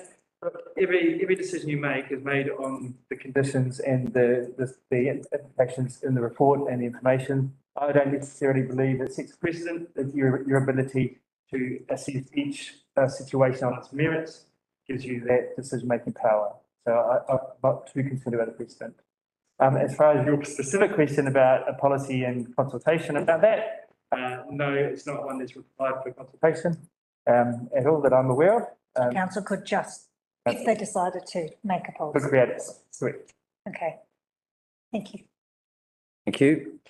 Are there further questions for clarification?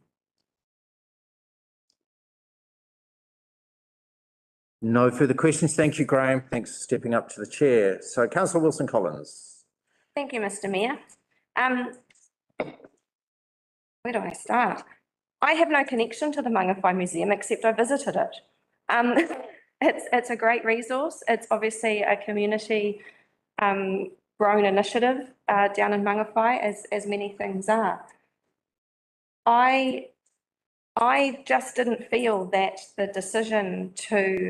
the recommendation to create an interest in principal loan was actually hearing the difficulty that they're having in making those repayments, because the repayment amount was kind of a similar amount. And whilst in the long run, yes, it means that eventually the debt would be paid off, I just didn't feel that that landed with what their request was. We had a briefing on this and there was a lot of discomfort about writing off the loans, and I understand that. I feel that an interest-free arrangement from moving forward would be a middle ground where the council can still recoup that principal amount that was laid out, and the museum, it would be possibly more affordable for the museum. I think that there's a larger risk I feel like that's less risk than not receiving the money at all, because the museum just simply cannot sustain a 30-year interest and principal loan if they couldn't. And I also feel there's less risk in that option than being a guarantor, although we still have that option open to them. So I'm coming from a place of wanting to support a community museum. They are really important parts of our district. We only have 3 of them, all of them special in their own way. And this just happens to be one way that I feel that we could actually hear their plight and try and come to a middle ground agreement with them. Thank you. Thank you. Councillor Kerno. Yes, I'm supporting the amended motion for many of the same reasons as Councillor Wilson-Collins here. We don't do a lot to support our museums. We just don't, or our galleries. We do a little bit of handing out money out of community assistance grants, but there's not a lot that goes on in that space. And I turn my colleagues' attention to the very next item, in which we're about to approve 350,000 to maintain a pool that we don't even own anymore. And when you look at the number of people that attend that pool, it works out at about an average of 3,000 people. There are more swims, but in terms of people who go multiple swims, there's about 3,000 people who visit that pool. There's about 3,000 people that visit the Mangawhai Museum every year. So I'm just, the inconsistency in our approach between a swimming pool that we don't own and a museum that we don't own, both of which provide important resources to our communities for similar amounts of people. And I feel it quite sort of in my heart that we're not adhering to our strategy, which is about supporting our local heritage and culture. And if we go hardline, this is a commercial transaction. It's not. This is about supporting a community resource in the same way that we support the swimming pool. And we're just not doing that if we go with the repayments that are interest and capital. This is a little step in the right direction. I'd like to go further. I'd like to see a policy where we actually commit to supporting our museums and galleries. And we already support our libraries. So I just think there's a real inconsistency here and the museums end up suffering. So I'm thanking Councillor Wilson-Collins for moving that amendment. Thank you. Further statements here. Councillor Withy. Thank you, Mr Mayor. What I'm hearing so far is actually more a cry for a policy, and I would have to respectfully suggest that Mr Maris's comments about not setting precedent are probably not as black and white as you may think. Some other community group who had a project they wanted to build something like the Mangawhai Museum had done some years ago, and came to council and said, we need a couple of $100,000 or whatever to build this, and it's for a community project and it's going to have all this community benefit, etc., then they would look at what else has council done.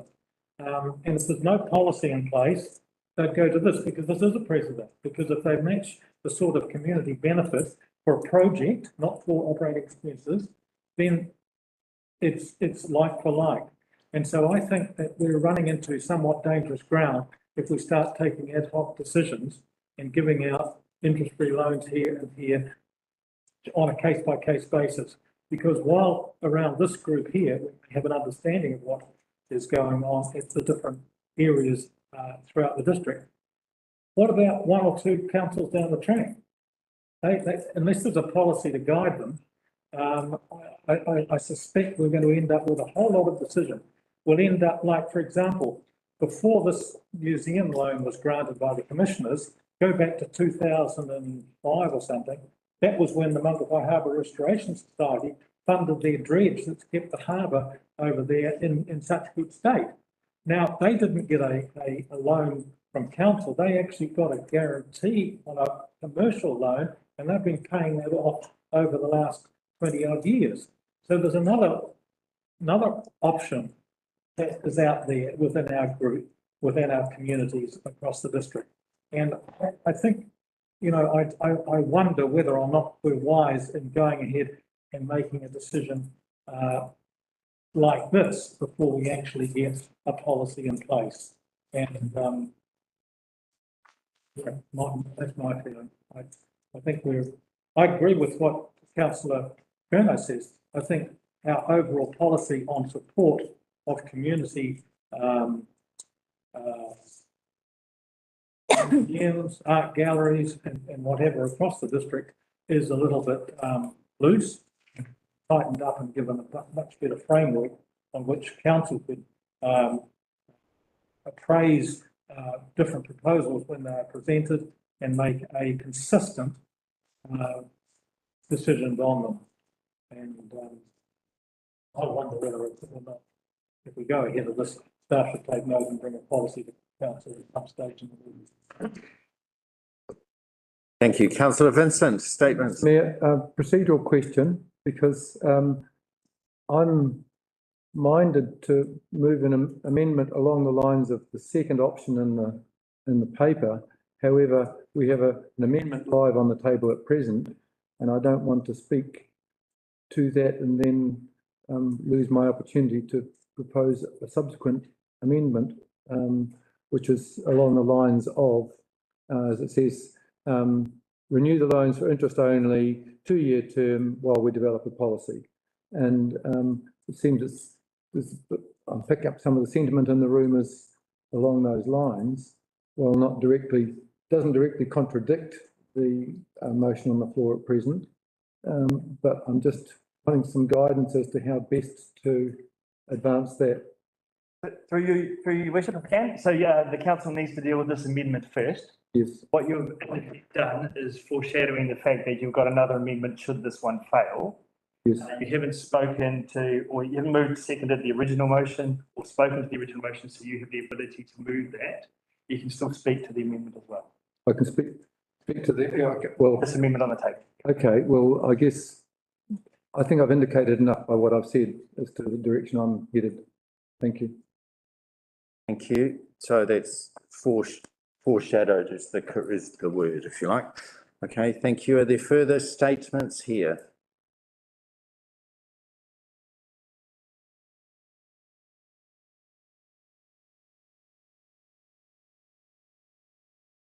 No further statements, and there's no right of reply in an amendment yet. So this must be voted on now. What is on the screen about whether it becomes the substantive motion or not. All right, so we're voting on the amendment now. So we're putting this to the vote. This will be by division, just so we're clear. Mr. Maris, thank you. Thank you, Your Worship. Councillor Curnow. For. Councillor Delavaris Woodcock. Against. Councillor Larson. For. Councillor Vincent. Against? Councillor Worthing. Against. Councillor Wills. Against. Councillor Wilson Collins. For. Your Worship. Against. That's failed, Your Worship. So that's failed. So the amendment has failed. So we're back at this original substantive motion here. And we have some councillors who have spoken who cannot speak again because we're in the middle of speeches here. Mr. Maris, correct? Thank you, Your Worship. So through you, yes, we have had two, Councillors Worthy, Wills, Wilson Collins and Councillor Curnow now, who can't move an amendment. However, Councillor Vincent has foreshadowed and hasn't spoken to the motion, so may do so. So he may want to do so now. Yes, Mr. Mayor, I propose an amendment to the motion to the effect that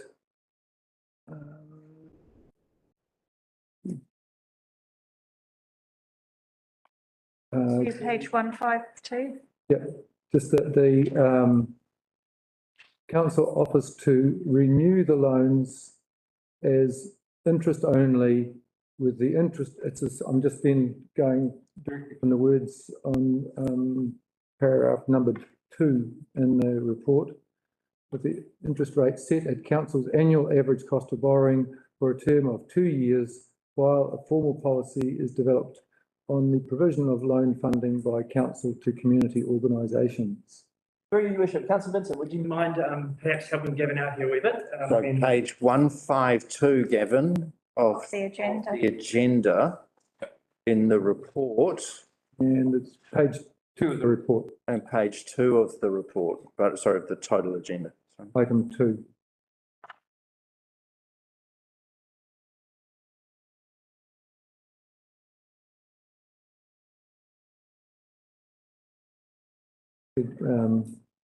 That council offers to renew the loans.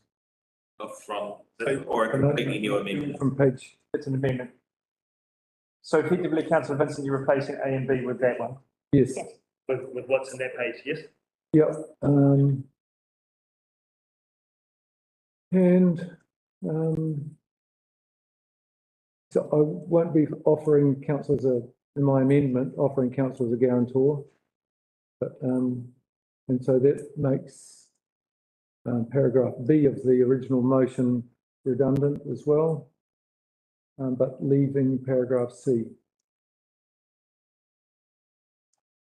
So A and B of the original are replaced by the text under subsection 2 on that Yes. page. So, just so the resolution being that council offers to renew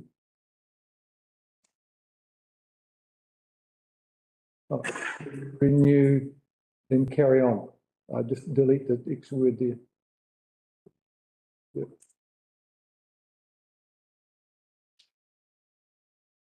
Yeah. Yes. So that is the amendment that you're now proposing. Thank you. So seeking a seconder for this.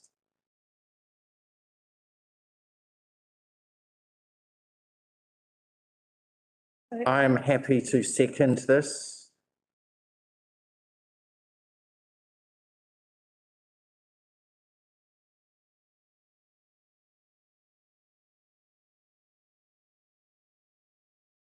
Thank you. So that's now onto the table. Councillor Vincent, you may speak to your amendment. Thank you, Mr. Mayor. Well, I'll keep it brief.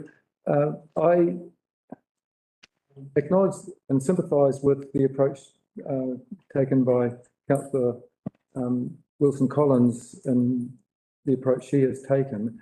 However, I just think there's a number of unknown forces which may become apparent should we take that step. And I think a safer approach is to recognise that this has precedent implications and a way to address that is by having a consistent policy. And I appreciate the words as crafted in the report when it refers to community organisations. So it is broader than just museums. But it would be other community organisations with a worthy project who may well want to make an approach to council and say, okay, you've only got 2 loans at present. Well, 3's not much more than 2. So how about helping us out too? So that's the rationale behind my recommendation. And originally, I actually submitted that suggestion after the meeting took place, or the briefing took place, but it actually was inspired by something that Councillor Curnow said in the meeting. And I just went away and thought about that, and that's what I came back with. So that's why I'm promoting it now. Thank you. Thank you. Thank you. Seconding statement from me. Thank you, Councillor Vincent, for bringing this suggestion forward. The absence of a policy framework is in this space is a risk for the council.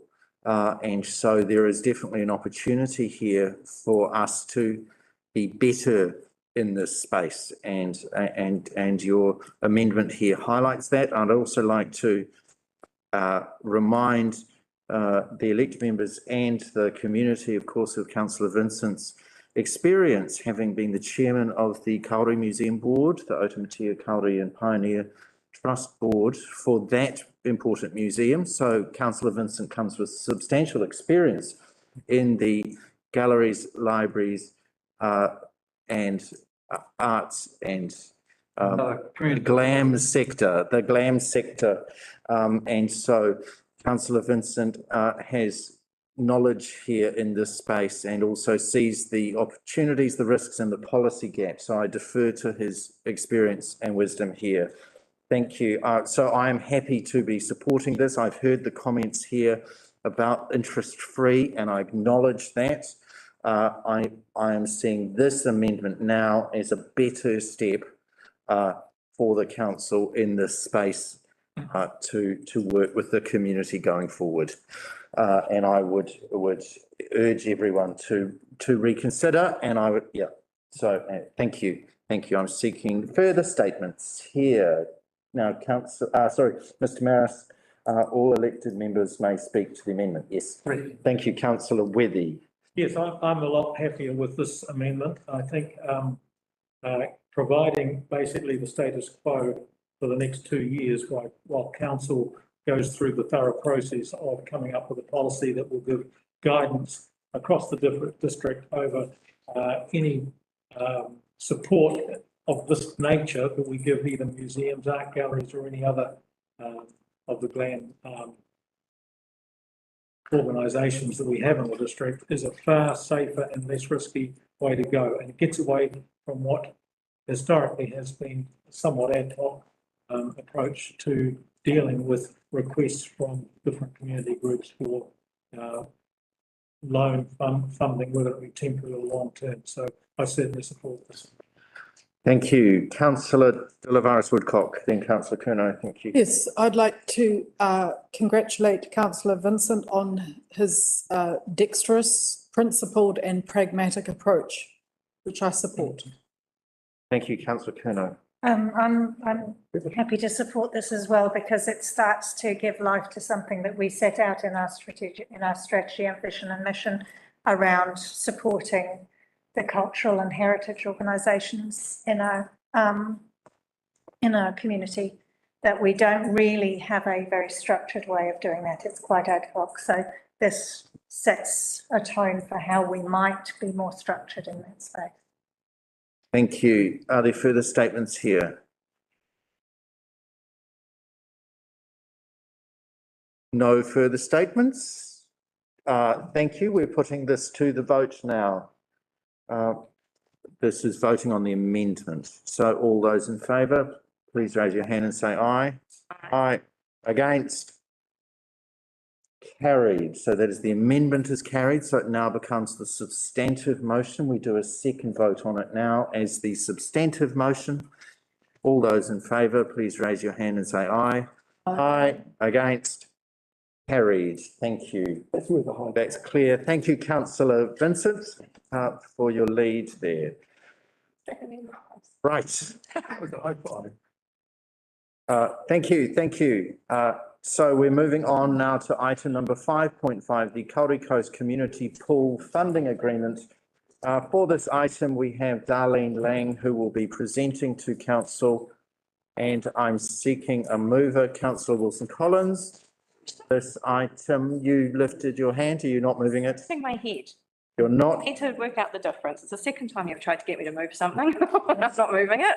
It's a bit like being in an auction house. I go like that at the wrong moment, you end up owning the cow. Thank you. Seeking a mover for this item. Councillor Vincent, thank you, and a seconder here. Oh. Councillor De Lavaris Woodcock, thank you. Arlene, kia ora. I also had Stu and Milton and Brent Eastwood from Northern here, so they can answer any questions as well. And I'd also like to introduce Amanda Bennett, who is our community and engagement advisor, and she's going to take on this relationship when I leave tomorrow. Okay, so basically I'll take the report as read. I do apologise for the report. It was very hard to write considering I don't actually know the figures for CPI in the future. But it was brought to my attention that it was going to be a huge increase from the 1.5% that it has been. And I did check it yesterday on the Stats New Zealand page, and it is set at 7.3%. So that is what it would have to be. So the amount that's been budgeted in the long-term plan did not include such an increase for CPI. It was more based on the 1.5% that had been previously been the CPI.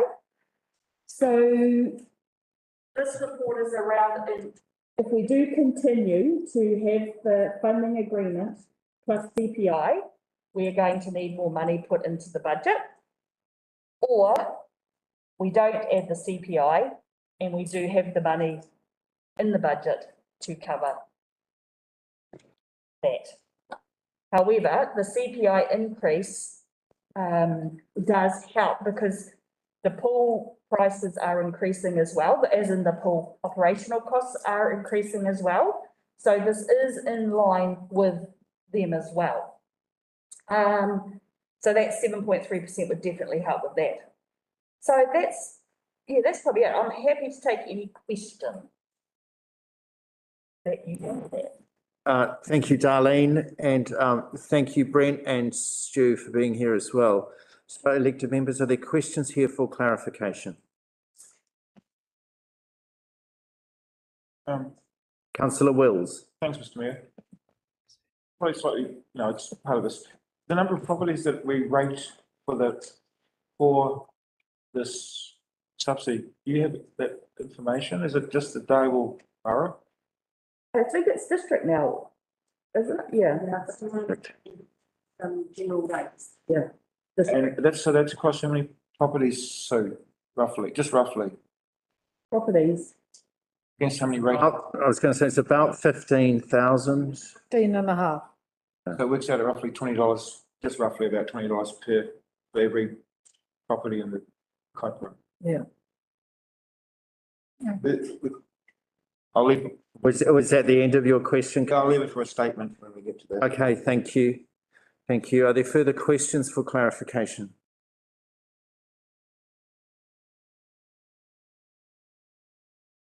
No further questions. Darlene, you may sit back. Thank you. Thank you.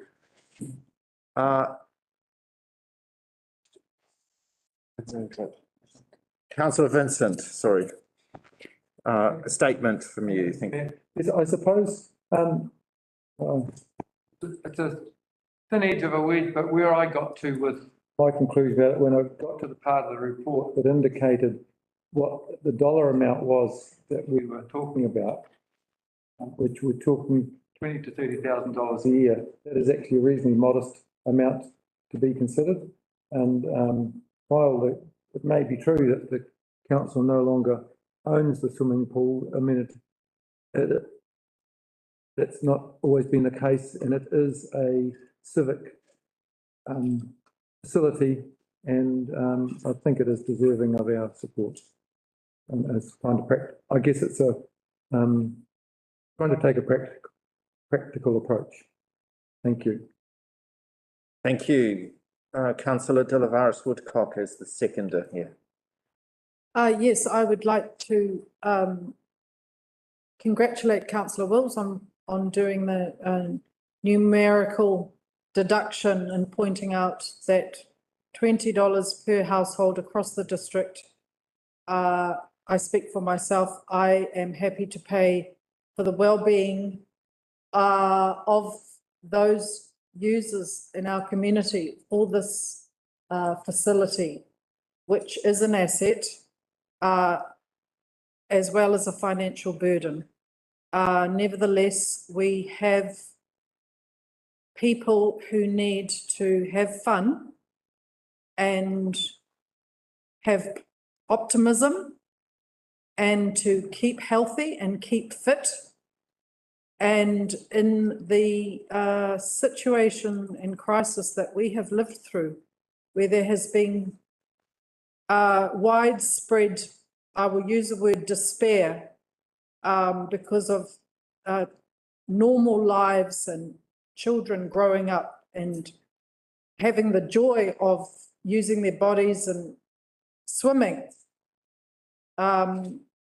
is something that I wholeheartedly support, and acknowledge that we have an inflationary environment. The management of the pool, the operations must continue, and I support it. Thank you. Thank you. Are there further statements here? Councillor Withy. Thank you, Mr Mayor. Two things. I think in the application of CPI to this, we need to be a little tighter in terms of saying when is the CPI going to be used, where is it coming from, is it Department of Statistics for the year ending, etc., etc. It's just too loose the way it is, and I think staff will no doubt take that on board if this goes ahead. But I guess what concerns me a little bit, this is just getting back into basically a cost plus mentality. And when we, as a council, decided some time ago now to give the management of this to Port Northland, the expectation was that they were going to make it improve the attractiveness of it, get more people involved, more people swimming, improve the facilities, and become less of a burden. All we're doing here is adding to council's burden. And the other thing that does concern me is when I hear that the extra money is going to be spread on ratepayers across the district. $20, that's not very much, no. Well, it would be a lot less than $80 a year for each ratepayer in the Mangawhai Harbour catchment area to fund the cleanliness and maintenance of Mangawhai Harbour. Perhaps that should be spread across all the ratepayers of the district, like for like. Are we getting, where's the consistency in our approach? This is a swimming and water asset on the west. Mangawhai Harbour equally provides recreational facilities, not just for those who live in the area, but for people who visit it from, and I know there's people who actually even own houses over there that come from Dargaville and holiday over there during the summer.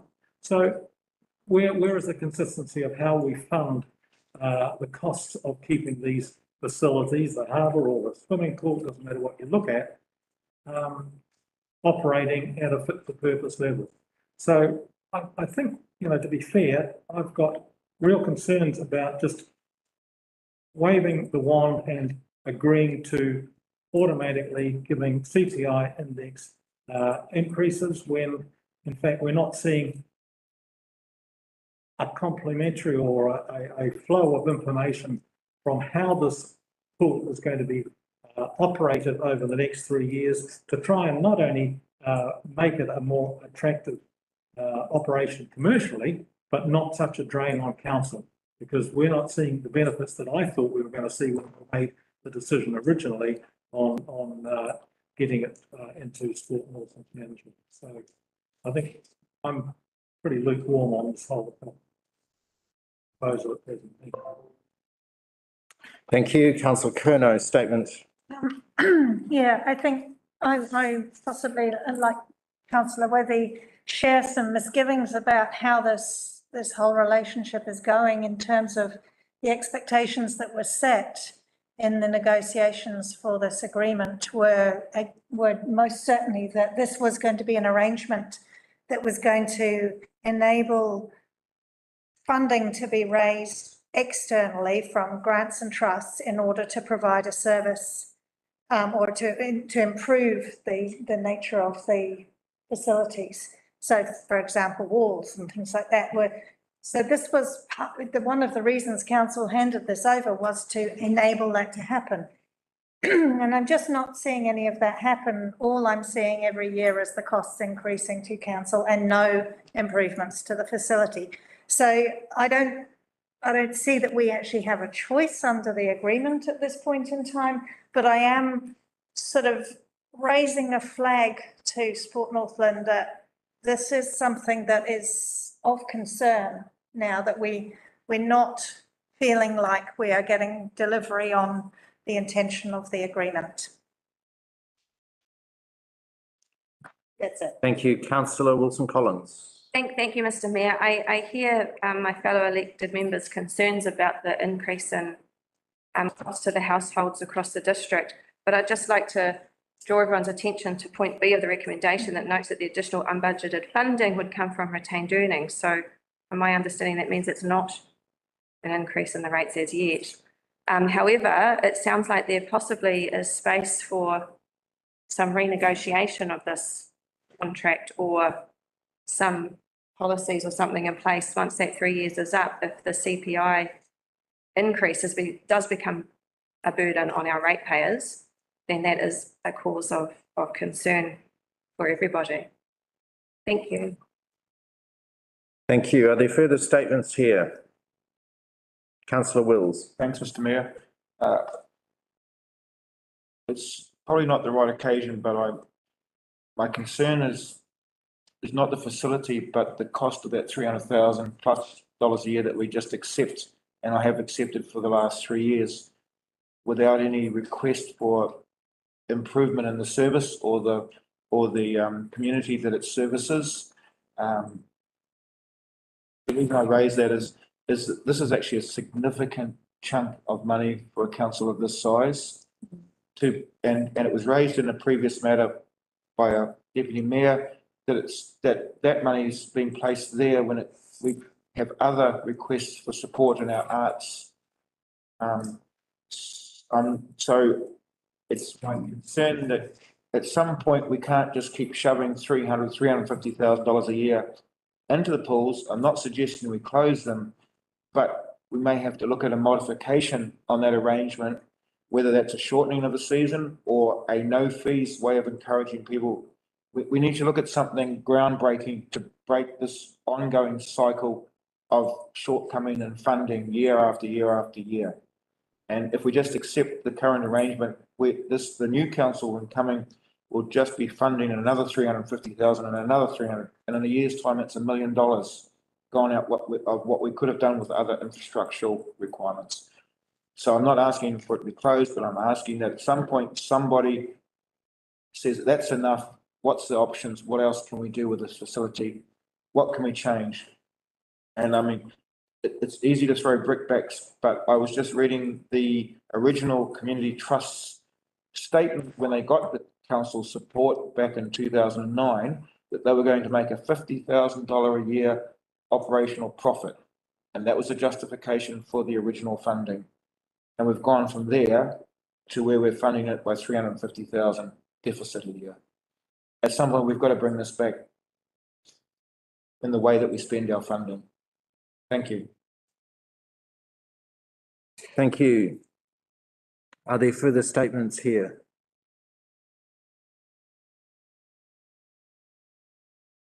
Statement from me is that it's interesting to have Sport Northland here hearing the statements that are being made by the elected members of the council in this space. So this is an ongoing commercial relationship and professional discussion. The political decision that the council is making today is this decision, but it is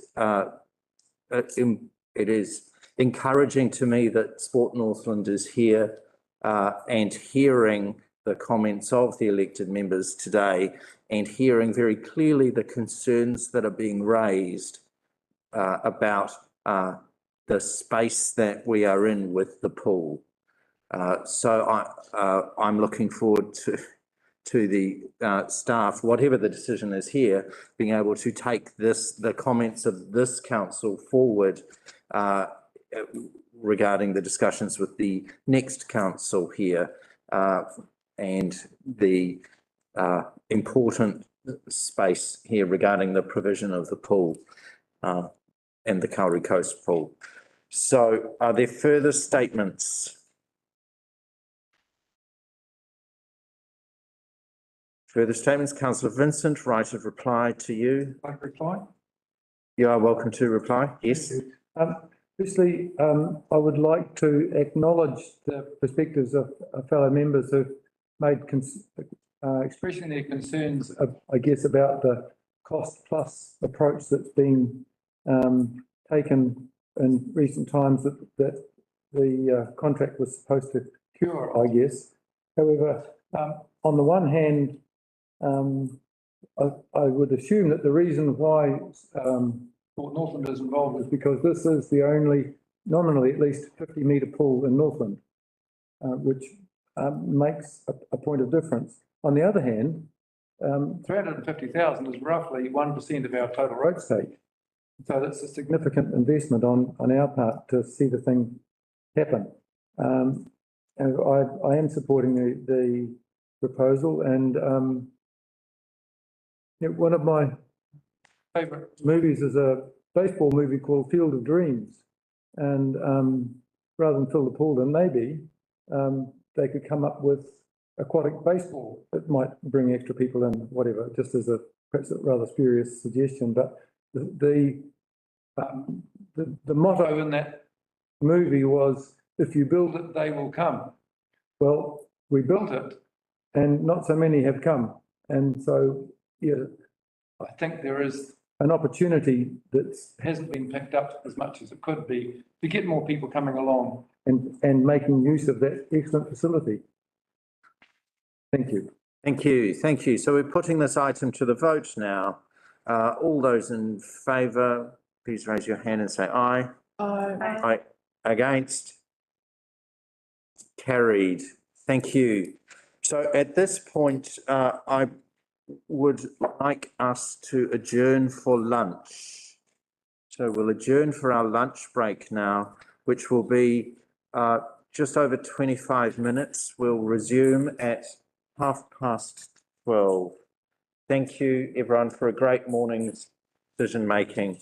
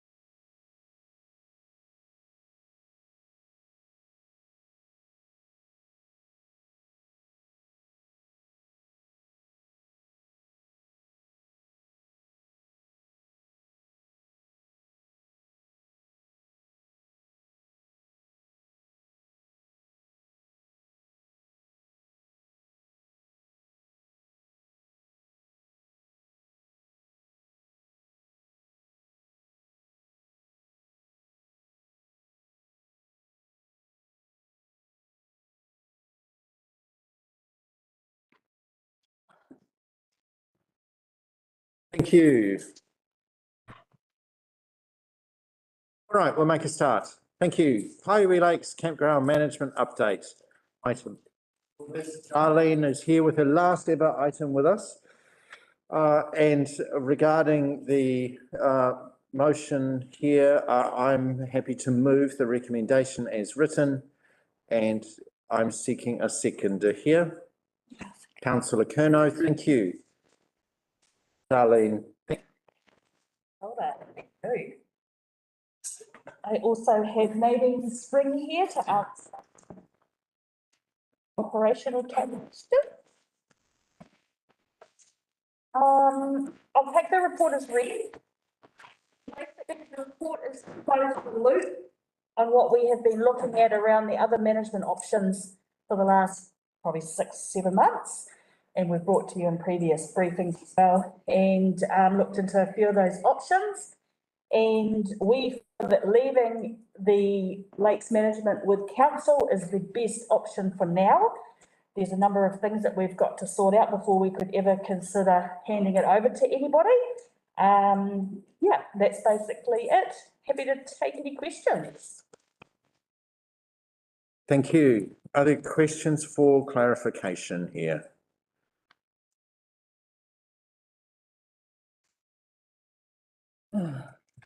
No questions. Right, it's very simple. I'm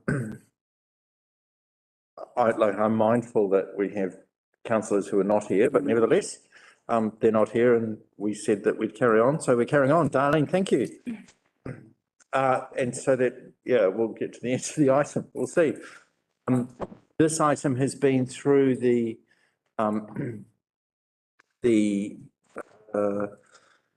Taharoa Domain Committee. It's come to a briefing. Recently, it has been discussed. And certainly the notion of keeping with in-house rather than going to external management is the prevailing view that's come so far. So I'm supporting that. Thank you. Councillor Curnow. Yeah, it is in line with the briefing that we had on this, and I'm happy to see the improvement plan laid out in the report, which talks about how we're going to bring the campgrounds up to a standard where other options may then become available. But at this stage, there is work to be done, and probably at some point in the not too distant future, there's a need, I would suggest, to have a level of community engagement about the intentions for the domain in terms of its long-term use. Because it is a sensitive environment, it's important, considered important to the community, and I think it would be incumbent on council to really listen to some of those community views before any sort of next steps are considered. But at this stage, for this decision, this is appropriate at this point in time. Thank you. Are there further statements here? I'd like to move an amendment. An amendment, councillor Whitty. Thank you. In the recommendations as they've been put through, under A, where it says Greece, Kauri Lakes Campground, and under council management, I would like to add to that line, and to be operated as a separate revenue cost centre. And I think if it was done, can I speak to that, please? Full stop. Yep. So that is the amendment. So that's your That's the amendment. full wording there. All right, thank you. So seeking a second, sorry, you're meaning inside the council books? Yes. Separate cost centre inside the council books, if you like, put that in as well, Chairman. The council books. Accounts. Council accounts. Council.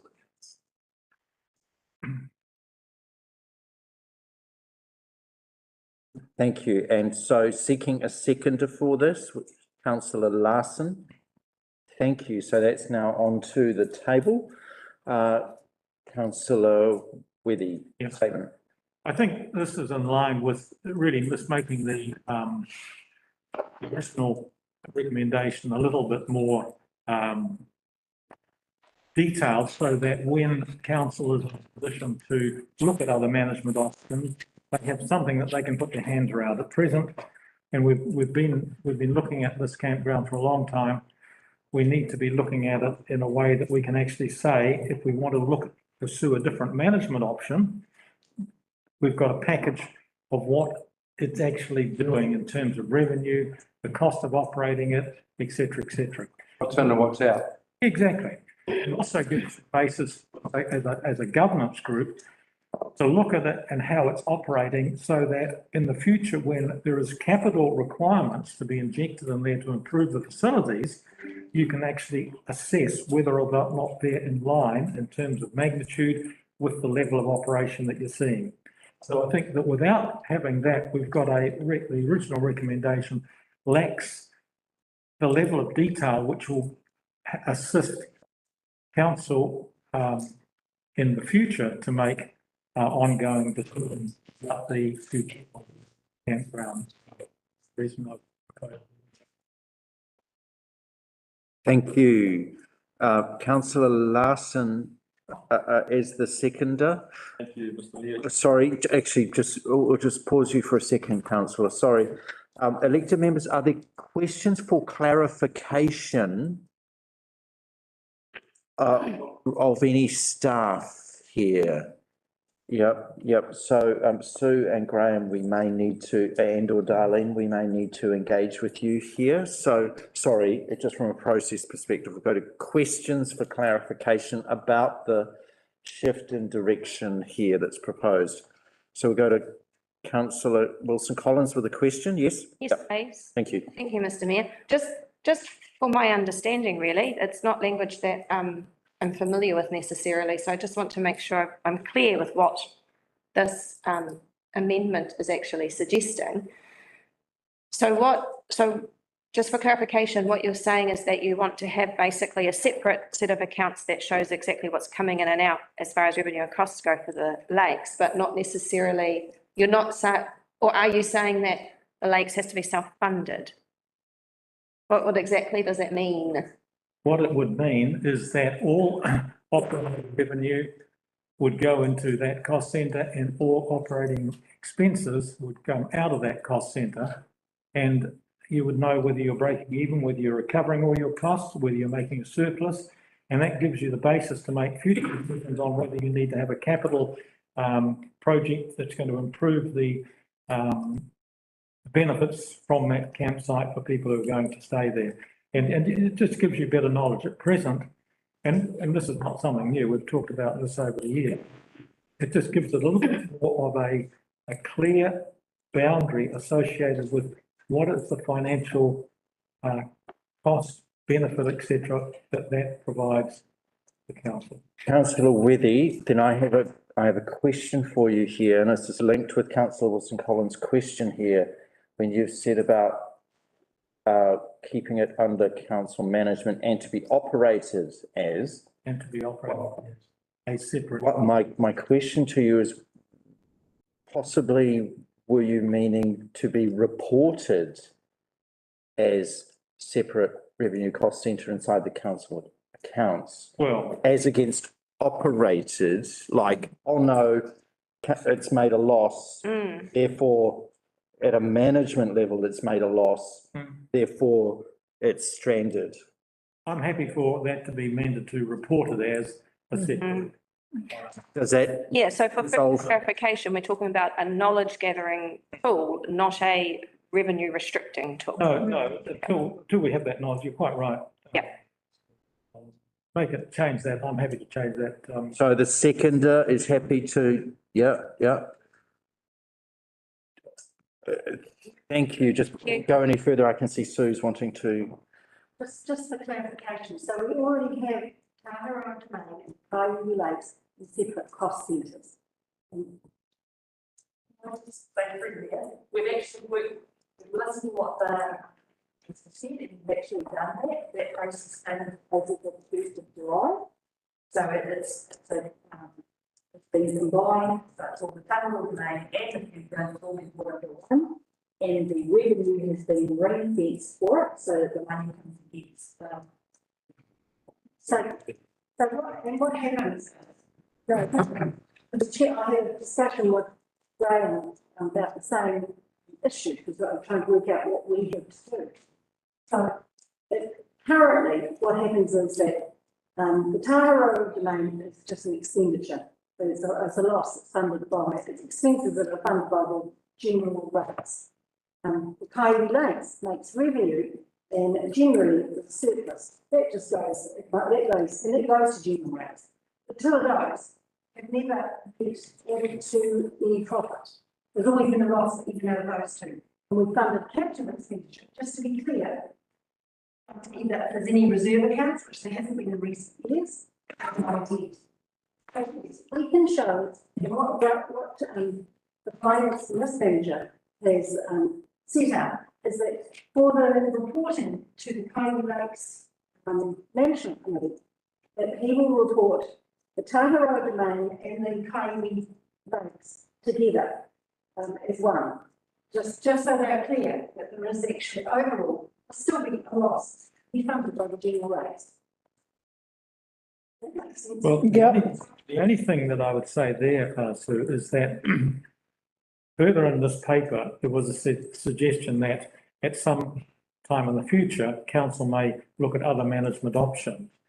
If you merge both the Tamarua domain costs and Kauri Lakes together, you will not have the sort of detailed focus on the campground as opposed to the bigger domain. And I would have thought it would have been not too difficult a function to actually separate the two. And the fact I'm very heartened to hear that you've actually started to doing it in a different way since 1 July, but you may need to refine it, because I still think you need to be able to quite clearly detail what's happening in the campground, because you're not going to end up selling off the Tamarua domain or leasing the Tamarua to someone else, but you may want to look at other options like that for the Thank you, councillor Weddy. So that's moved into statements. I'd say, so for now, Sue, I'd say that that's clear for now. Thank you. Further questions for clarification at this point, councillor Curnow? Yes, it's just sort of, into this reporting area.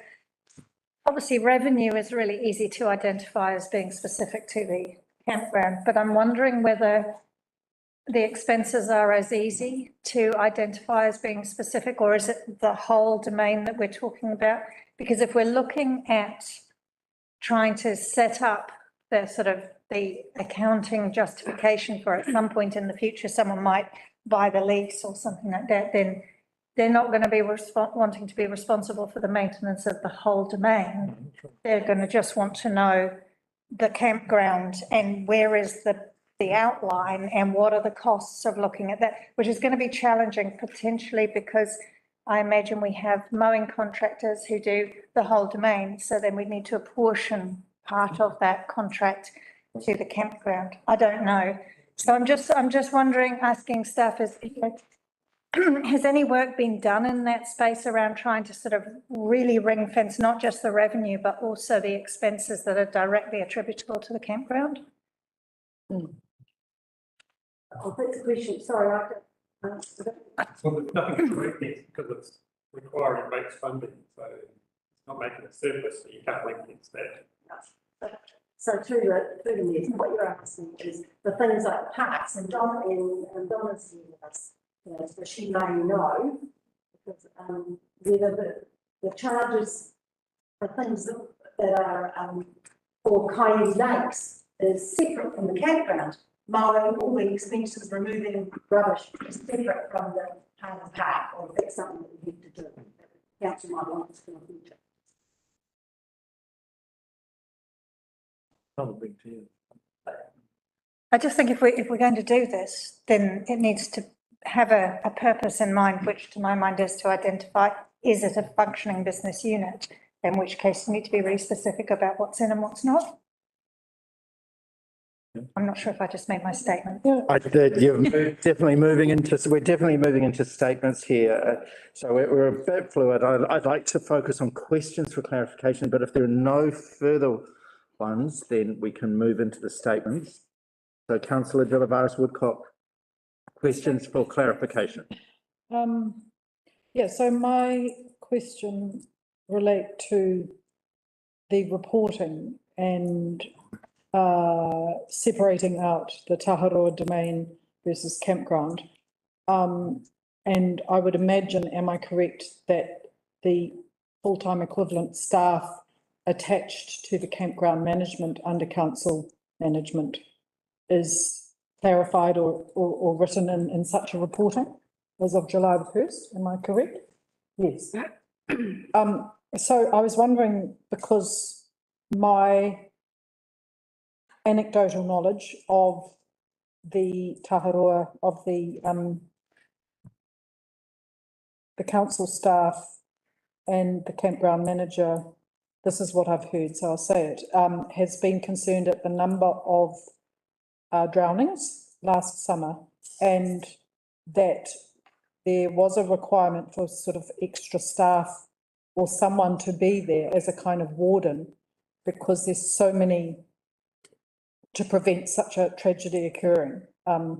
Where would that fall? Is that Taharoa? Is that Kaiwi Lakes campground management budget line? And so it's not as simple as you may put it. So Councillor De Lavaris Woodcock, thank you. Darlene.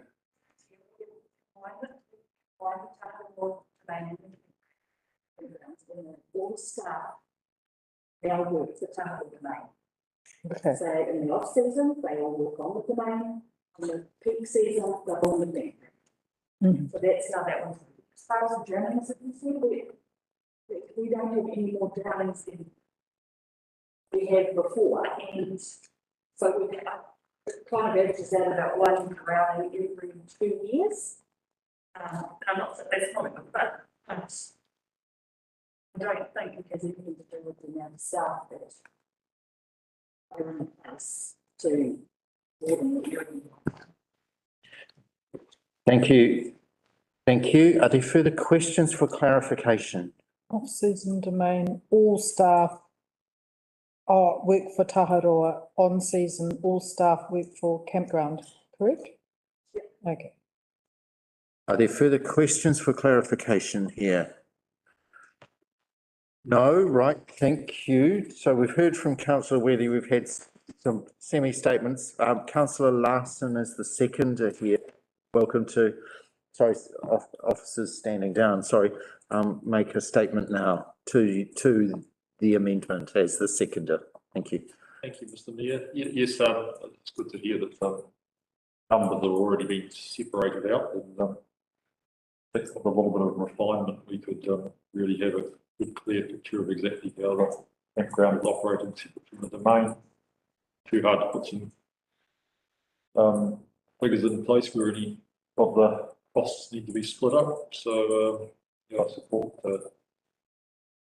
going ahead with that. And I think it would be an excellent record in the event that a different management system was proposed in the future. There'd be some really good sound numbers to look at the viability of it for any other operator.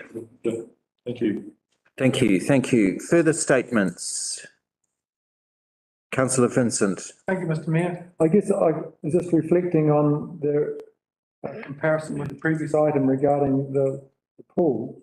There is an explicit cost centre, so to speak, and it is quite clear the extent to which the general ratepayer is being required to support it. It's a community facility.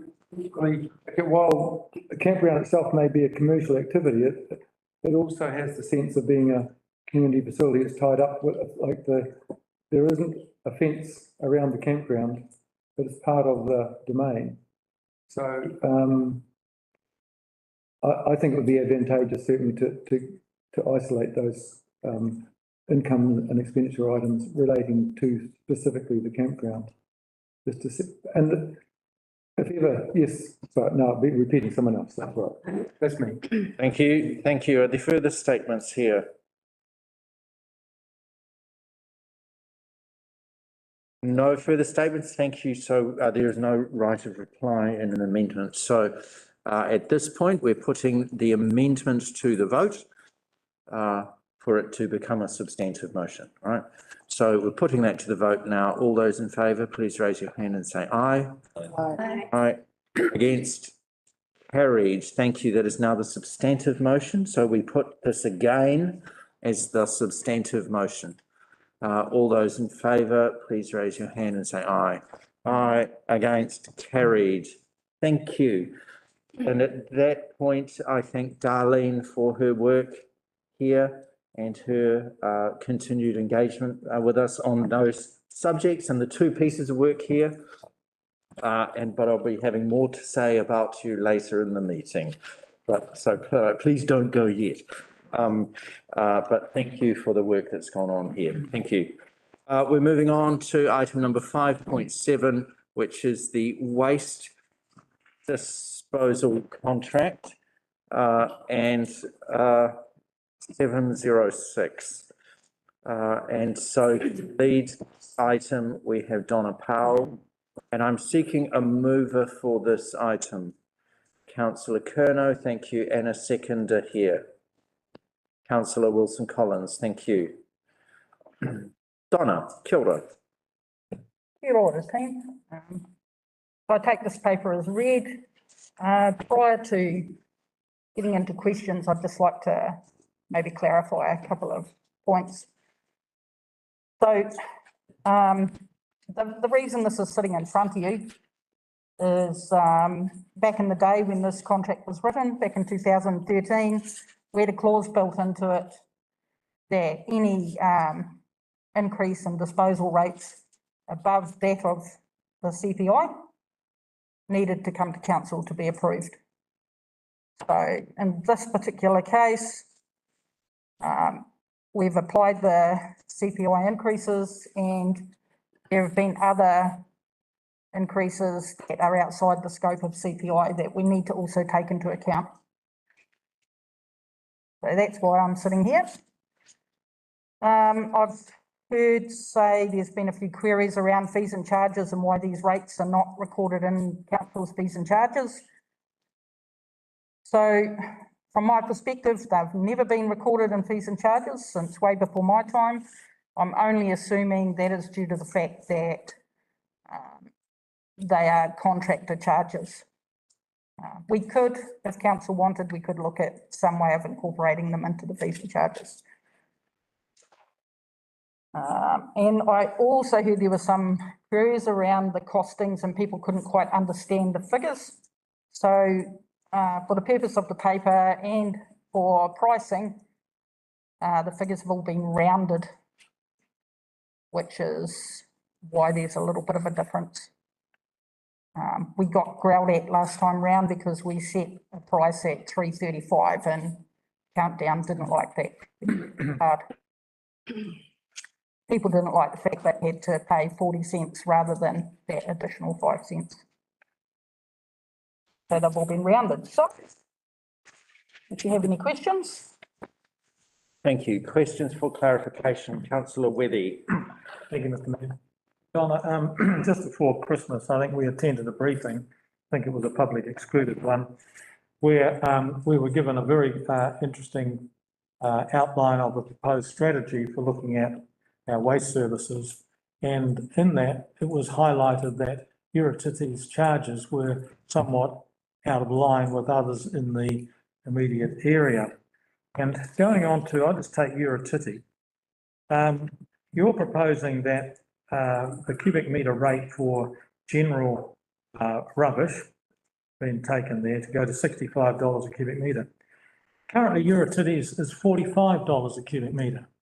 This is a 45% increase over above, or extra cost over above what the next closest landfill is, which is operating on much the same sort of basis. And I just have some real concerns because people in the community think of council providing that service. So it's like a lot of people think it's a council charge. So what I'm really saying is, why are we not focusing on getting more cost-effective waste management at Hakaru rather than just doing a cost-plus exercise?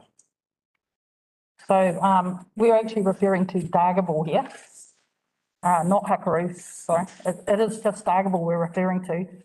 The point around the Urakitty transfer station, I believe WDC, who manage that facility, that it's not our facility, Resort does, yeah. actually rate fund part of the costs associated with that transfer station. So it's subsidised from rates, whereas we don't do that with our transfer stations. And It's solely on user pays. And so, councillor Weddy, so the points regarding Hakaru, I'd say are outside. Yeah, sorry, they are. I misread that. I thought we were talking about across the district, both way stations. But Yeah, no, that's clear. Thank you. Are there further questions for clarification here?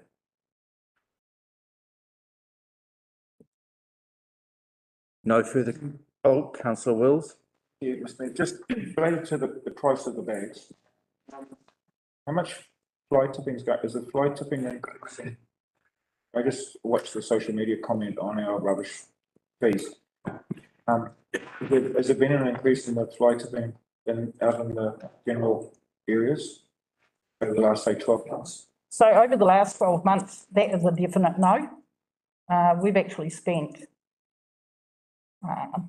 probably only about $20,000 of our budget on fly tipping this year. It's a lot of the fly tipping has been big items like whiteware. Yeah. So that's not saying it's not happening, because there may be areas that we don't know about at this point, but no, nothing that we're aware of. It definitely hasn't increased. Thank you. Thank you. Thank you. Are there further questions for clarification? No further questions. Thank you, Donna. You may stand. So, councillor Curnow. Yeah, this is, I mean, any increased charges is unfortunate when it comes to our communities, but one of the effects of increasing charges around collecting and managing waste is hopefully to reduce the amount of waste produced. So I know it's a sort of, it's a long bow that people haven't really connected into yet, but I'm hoping that this might be an effect of that. And we, you know, as Donna explained to us, we don't subsidise these activities at all. So they are on a cost recovery basis. And these are the costs. So I don't think we have a choice, really. Yeah. Thank you. Thank you. Councillor Wilson-Collins. Thank you, Mr. Mayor. Yeah, I agree with councillor Curnow. It's a real shame to see further increased costs for our communities.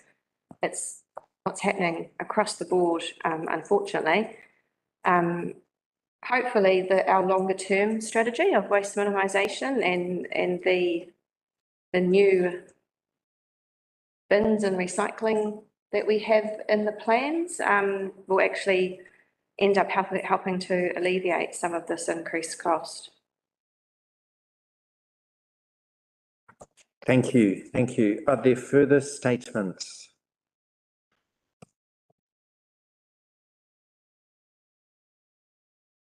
Once, twice, no further statements. All right, thank you. We're putting this to the vote now.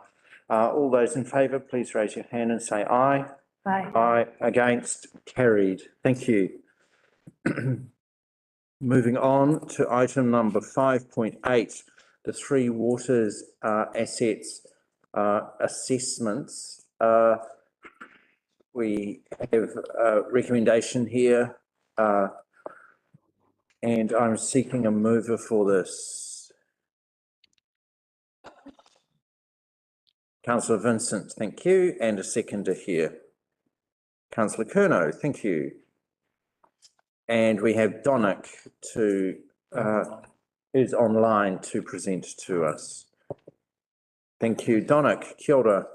Thank you, Your Worship. So I take the paper as read, the presentation of this water and sanitary services assessments for the Kaipara District Council. So we presented on a briefing earlier this month, and then now we gave the elected members an opportunity to look at the finalized document. So I'll take any questions. Thank you. Councillor De Lavaris Woodcock, question. Yes, hello, Donick. Hello. So I have here question page 287, drinking water assessment. Something about considering the range of funding sources provided for in its revenue and financing policy, including the potential use of general rates. So that's a quote from the report. So am I right that should the Three Waters reform go ahead, the future entities can seek payment from ratepayers, from the general rates, for the new entities taking over of failing private water supplies? Thank you for the question. I don't think I'm well informed to answer that question. We have, hang on, just thank you, Donick. You can't see here, Sue Davidson would like to contribute here. So the funding has not been announced for the pricing and the funding tools that the new Three Water entities will use, but my understanding is they won't be able to use rates. Well, that's not how I said it. If you read on 287, can we all go to that? Yeah. It's the end of page 287, presumably. And that's the revenue and financing policy is currently utilised for that, and that we have some targeted rates for water and sewer, and also we use general rates as well. And we explain how we're funding each activity in our revenue and financing policy. But obviously, when we understand when Bill 2 comes in, that will give us a clear idea about the funding, who's going to be responsible for what the new entities will be responsible for. But at the moment, council is responsible for sanitary and water assessments and has a revenue and financing policy to reflect that. Okay, so it says, if a territorial under D authority takes over the management and operations of a drinking water service on a permanent basis, which is if suppliers face significant problems, right? So that's the premise, 127. If it takes over on a permanent basis, the territorial authority, Taumata Arohai, the former supplier, and if relevant, the affected consumers must work together to determine how to deal with any assets and liabilities, any legal or other issues that may affect the TA's ability to manage and operate, how the TA might be compensated for costs incurred, and a territorial authority may charge for any drinking water services that are provided to affected consumers and may recover costs from the previous supplier, but when making future decisions about future charges and funding arrangements, the territorial authority must, and then if we go to point 2, consider the range of funding sources provided for in its revenue and financing, including the potential use of general rates. So I believe that I'm correct in my reading of that. I think that that is a significant point that our community needs to be aware of, because... Sorry. So statement, sorry. Statement, yeah. I'll leave that out. And my next question. Can we please, on page 290, the drinking water assessment, I believe that it's a misleading and inaccurate statement on page 290 that says the Three Waters reform such and such will lead to decreasing costs compared with the status quo. Well, we've just heard that it's going to cost $500 million just to set up an IT system. So how, I believe that it's beyond the reason of probability or possibility that this reform as it's proposed with just a beginning cost for IT of 500 million without any pipe being fixed is going to lead to a decrease in costs other than the status quo. So would we be able to amend that report, please, Mr. Magutso? Which statement are you? It's So on we'll go to 90. Anin, Noah, across here. Donick, if you'll hold, thank you. We will remove this thing. Thank you. Thank you. Thank you. Are there further? I didn't hear. Donick, sorry. So Anin has said that he will review that statement in the report. Thank you. So there's no further commentary required from you there, Donick. Thank you. Councillor Vincent, question for clarification. Oh, okay, thank you. Fine. I had just two questions which I shot out late yesterday afternoon, just in relation to firstly, the kind of elephant in the room type material, the number of coastal settlements we have around the fringes of the Kaipara Harbour and also along the west coast that are unreticulated, and for effluent collection and disposal treatment. And I just wonder if there should be some statement in there like that confronts that in some way. I just was wondering what your thoughts were on that. So there is reference to the warrant of fitness exercise, which which is done under the bylaw, and just to put it into perspective, the Paparoa problem that we are resolving now came out of that exercise, and that team continues to go out and to seek to see that the septic tanks that are in the coastal towns or in the individual households in those areas are compliant with the requirements of the drainage bylaw. Okay, so just to confirm, what you're saying is that the operation of the wastewater bylaw for on-site systems is how that potential problem is being addressed currently. Is that correct? Yes, that's part of the warrant of fitness program requires that. I am one of those people, so I know what you're talking about. All right. Yeah. Just caught by about 5 yards, but never mind. The other question that I raised too was the prospect of a dump station for motorhomes, that sort of thing, perhaps connected to a reticulated system rather than relying upon I think particularly of Pahi, which they do have a dump station there, they do have a camping ground there, and it's a septic tank system which has to deal with what goes in there. And I gather that's not an ideal situation. I was just wondering if there could be some reference, whether in general or specifically relating to that setup.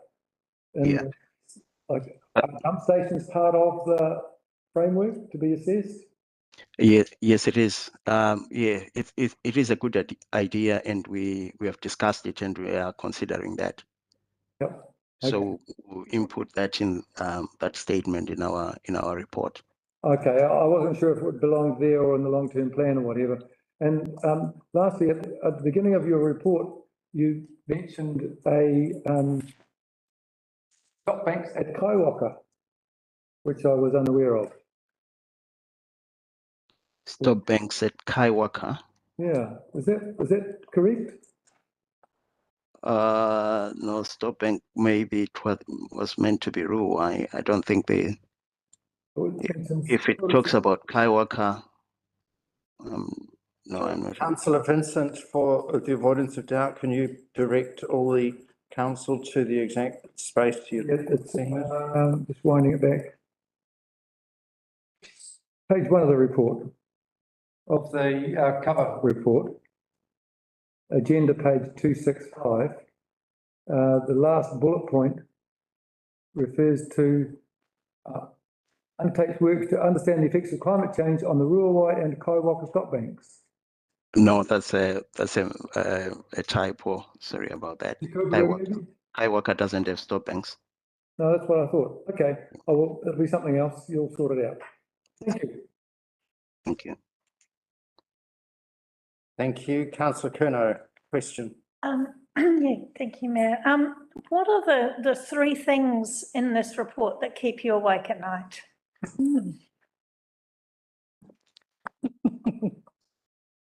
Or are there none?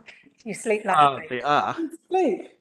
They are. So it will be climate change as it relates to stormwater management and wastewater. And the second one would be the security of water supply. Yes. So we've got droughts in the region, and it's also related to climate change. And the third would be the non-compliances, occasional non-compliances that we get in wastewater. Oh, and just following on from those, do you feel like you have a plan for each of those, or? Drugs. We have a plan for most of them. The capacity, the security of supply one, we already wheels are rolling already in within our planning infrastructure planning department to look at options for water supply and also to get more water in terms of consents from the district council to augment what we have already. And in wastewater compliances, we have got applications that we have forwarded to the regional council, where we have got amendments that will help us to be compliant. One of them is the Dagavu wastewater consent that we have applied, and we are requesting that we be allowed to discharge or our irrigation be allowed to discharge with discharge that will allow overland flow within the precinct of the wastewater treatment ponds. And we are also applying for network consents for our pump stations. So the new rules do not allow us to just discharge without a consent. So we've got work that has already begun to get network consents for our pump stations and our network in terms of wastewater. And then on climate change, we've got the. I'm not an expert in that area, but I get affected because most of the assets under our care are in our department, and they will be affected. So there is some work, some capital work, as you are aware, that has already begun to raise the stop banks and also to build some floodgates for the Ruai area. So that's work that's already underway in terms of mitigation for climate change. Thank you. Thank you, Dominic. Thank you. Councillor De La Varas Woodcock. Thank you, Mr. Mayor. Dominic, last time we had a briefing about, you foreshadowed this report coming to us, and a mighty piece of work it is, I might add. I raised the issue of trade waste, and I haven't seen it addressed in the report. I was wondering, I know it's something that is perhaps going to be lost in the reform process should it be instituted as a council decision. However, I do know that the staff have pointed out that we stand out among other councils in that we don't have a trade waste bylaw. And would I be correct to say that having such a tool would be a great one to have in our kit to help the efficiency or whatever, the best performance of our less than perfect wastewater systems? Yeah, I agree that trade waste bylaw will go a long way in helping, but at the same time, we have got tools that we are currently using that are effective. Anyone that whose water or whose wastewater does not meet the definition of a domestic wastewater, we get an agreement with them directly, and then within that agreement, then they pay an amount which is commensurate to the discharge that they propose to have. And we also have had a discussion in our department with our general manager about the approach on trade waste, on whether a bylaw is the best way to go, and whether we are resourced enough to actually start implementing that at the moment. And yeah, the answer is not immediately. We won't be able to be resourced enough to pursue that work. Thank you, Donick. Thank you. Are there further questions for clarification? Councillor Wilson-Collins. Thank you, Mr Mayor. Thank you, Donick. I did send in a couple of questions ahead of the meeting. I'm not sure they've been answered. Sorry, I haven't addressed them, but I've got your answers. Yeah. I remembered you. Yeah. Have you got them there? Yes, I do. Yes, I do. I can fire away. Yes. So the dislodging project that you asked for, yeah, the dislodging has been completed. That's the Daggerwood dislodging. So that work is over and done with. And then the other question that you had was about, let me have a look here. The time frame. You've already answered the question that you've got a plan about the network discharges and the wastewater, but I was asking if there was a time frame attached to that. Yeah, the network discharges. Yeah, so we would like to complete that within this financial year, in terms of getting a plan for the network discharge, at least in terms of lodgement of the consent. Would like to complete that this financial year. So it will depend on the NRC when they go through our application, how long it will take them to give us that consent. Okay. Yep. Thank you. I asked about the capacity of the wastewater systems and how that affects private plan change requests, but I think that got answered this morning. All right. That's not, they don't correlate at this point in time. And my last question was just in regards to the cemeteries and the maintenance of the land, and if there was any plans set aside any plans to set aside land for natural burials as allowed for in our bylaw.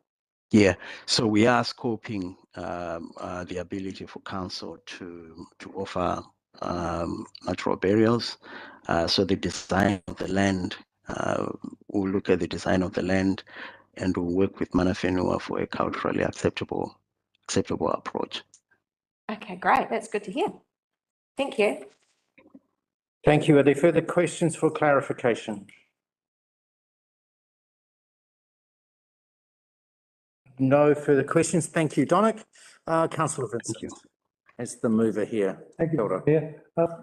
I actually haven't got a lot to add to what's already transpired. So I think we've had our questions, quite wide-ranging questions answered. I'd have to say that if I was presenting an award for the best question of the day, I think it would go to Councillor Curnow and the best answer from Mr. Raguto, in regard to what are the three greatest things to keep you awake at night. That was a really, I think, very insightful. I appreciated that. Thank you. Thank you. Really important bit of work though, this getting this done. Really appreciate it. There's obviously a lot of time and effort's gone into it, so I really appreciate it. Thank you. Thank you. Thank you. Councillor Curnow.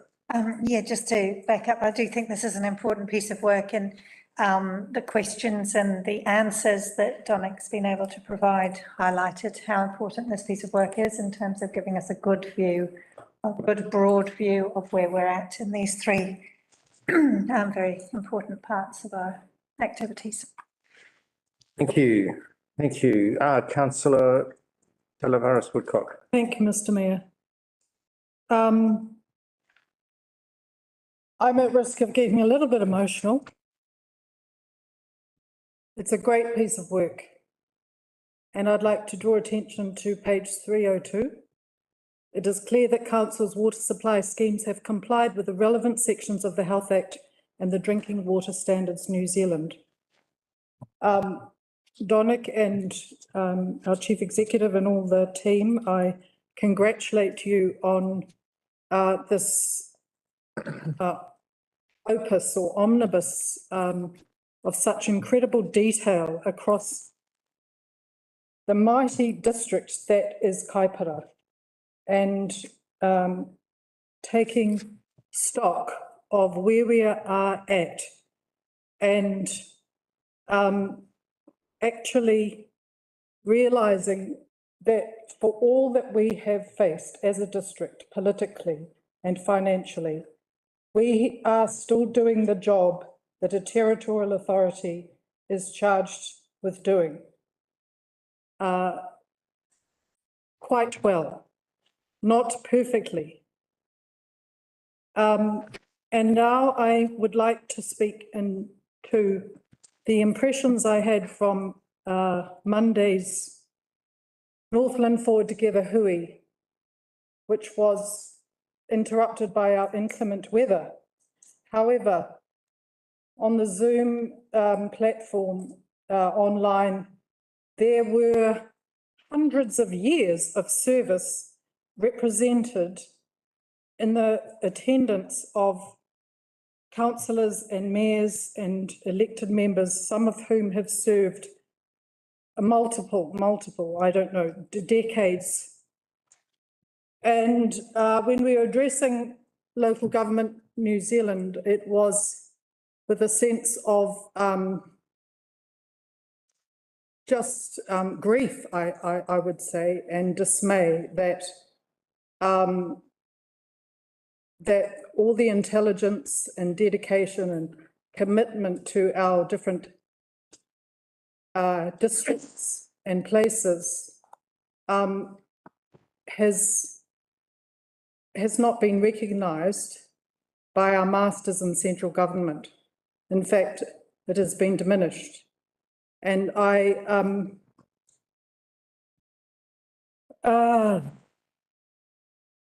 would like to vote against passing this document on to Taumata Aroha, unless with the use of it as our drinking water regulator ministry, they take stock of the institutional capital that is represented in this report and reconsider the reform that is currently before Parliament at present. Thank you. Thank you. Are there further statements? Councillor Wilson-Collins. Thank you, Mr. Mayor. Yeah, I agree. This great question of the three things that keep Donic up at night was extremely insightful, and I'm really glad to hear that wastewater was one of them. From what I can make out lately, we're struggling with our wastewater system at the moment. And I find it, because of weather events and overruns and things like this, I've unfortunately had reports of private property having wastewater issues connected to the system, and I find it so interesting that the system that Donick has to work with is that if our system is failing, we just get consents to make it better again. So that doesn't align with my values, and I really struggle with that. It's basically saying, oh, well, we're polluting in our own backyard, but we just make it all right by filling out some paperwork and paying a fee. I really disagree with what we've got to work with.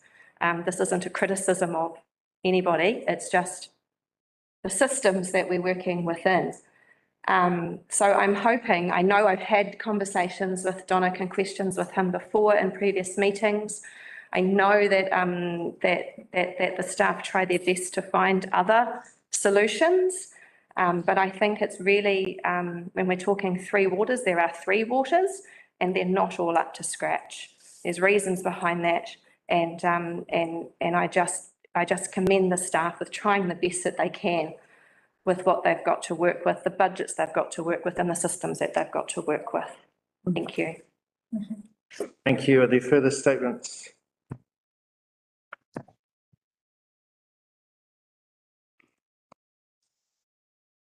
Councillor Vincent, a closing statement, if you will. Nothing to add. Nothing to add. Thank you. We're putting this to the vote now. All those in favour, please raise your hand and say aye. Aye. Against? I'm against, Mr Mayor. Thank you. That vote is carried. Thank you. Congratulations, Donick, on that report and team. Moving on to the Rapor Drainage Committee item. Here is a governance-related item. I'm happy to be seconding this, and Councillor Wills will be moving this regarding the committee election result. Thank you. Tracy, kia ora. So I think it's pretty straightforward. I'll take the report as read, and I'm happy to have any questions. Thank you. Are there questions for clarification?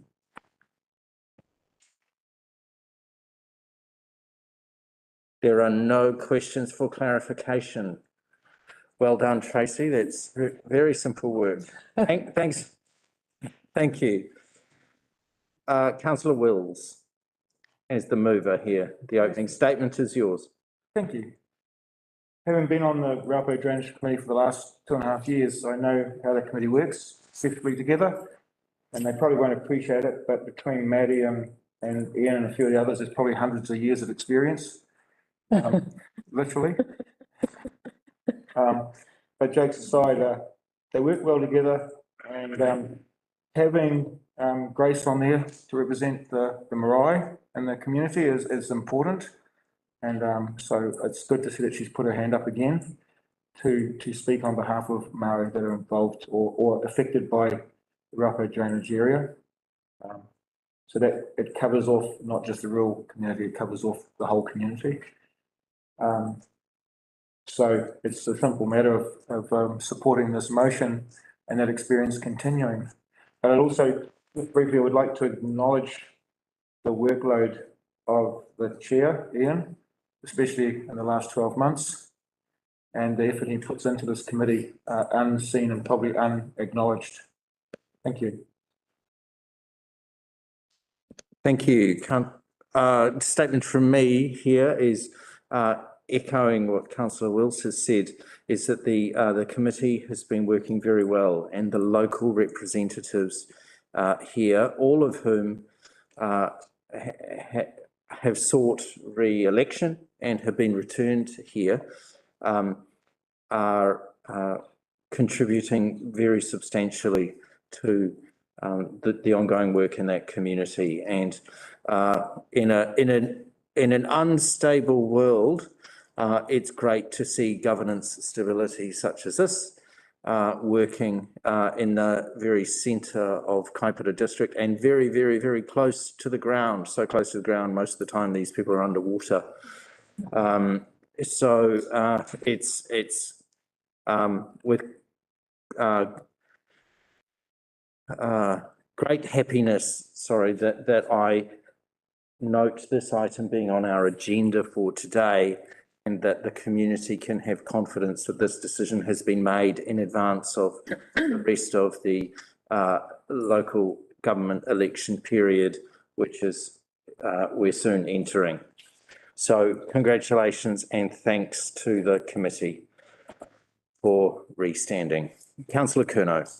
Just to echo those, the gratitude to these members of the community and the commitment that they make to their own place and managing the complicated system that is the drainage district.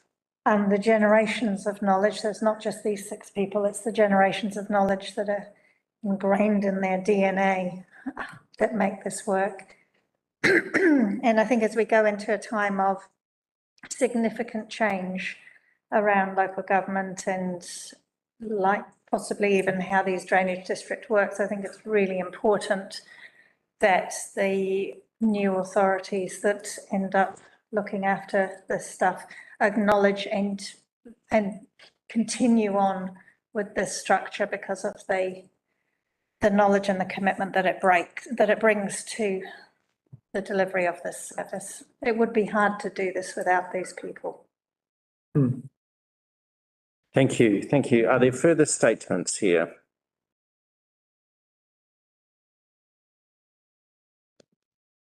No further statements. Thank you, Councillor Wills. Would you like a closing statement? No, thank you. No, thank you. Right, we're putting this to the vote now. All those in favour, please raise your hand and say aye. Aye. Against? Carried.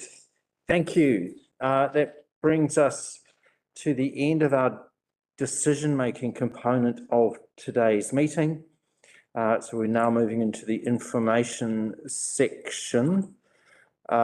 And we have 2 items here. I'm just asking a simple question about would the council like to take a 2-minute break now before we move into these information items. Thank you. We will resume at 1:40 p.m. We just adjourn for 5 minutes. Thank you.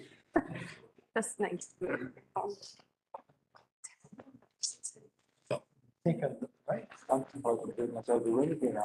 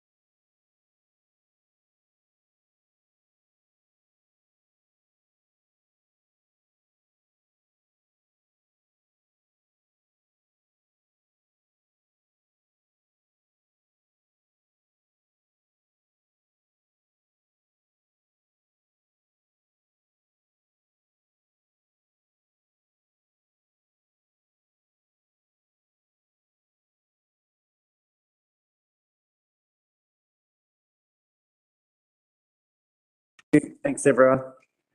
So we're moving on with the information items for today. And the first of these is the exceptions report. I'm seeking an elected member to Councillor Wethy to move the noting of the exceptions report, and Councillor Wilson Collins is seconding that. Thank you. I said, yeah, I agreed this time. Universal signal. Thank you. The eyebrow lift. Thank you. Louise, kia ora. Kia ora. As usual, take the report as read and in two parts. And the first part is the financial. We've had Councillor Victoria Delavares Woodcock submitted 2 questions in advance. So if I tackle those first, and then we can take any other questions. So the first was in relation to page 373, 3 million underspend of capex of district leadership, finance and internal services. Can you explain what the 3 million would have been spent on if we were on track? Sue and Graham have kindly given me a response, which is the majority of that is made up of 600,000 for the new building fit out, but this has been accrued and will be included in the annual report. 500,000 in IT projects which are not done due to staffing issues. Some is in the new budget systems, 200 for around 200,000, and smart forms of 120,000. And then 1.4 million is for the Wolves project, which will be carried over. Second question was on page 373, which was in relation to future obligations of 21,670. And you were seeking confirmation of this figure relating to DCs and financial contributions collected or only DCs. And the response is, this is for financial contributions, depreciation reserves and provisions reserve and the NELA. Okay, so no DCs. No. Okay. Happy to take any other questions. There were no other financial ones submitted. Happy to take any. No further. Councillor Vincent, financial question. Yes, within the explanations on looking on page 372, heading repairs and maintenance, and then the waters, it mentioned the increased cost due to Daiwa wastewater treatment plant desludging operations of 420K. Now, was that in addition to the agreed contract price for the desludging, or was that just the fact that it went from one financial year into another before the job was finished? You, Mr. Mayor, I can answer that one. Graham, thank you. It was a carryover project from the previous year, so it was just carrying forward the funding until the job was complete. So it's just simple as that. Okay, thank you. I was a bit concerned that it was just if there had been a slight blowout of not a good picture. Sorry, I'll think of something else. Thank you. Are there further questions in the financial aspects here? No further matters. Thank you. Moving on to the second part.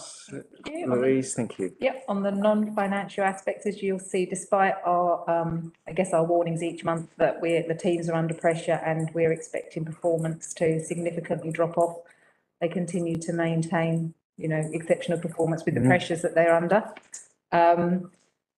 And also you'll see that we have had, we've got a little bit of commentary as well around the interactions that we've had, and hopefully that will give you some further information that I know you've requested in the past about what's happening and why people are interacting with us through our customer services departments. Thank you. Are there questions for clarification in the non-financial part of the exceptions report?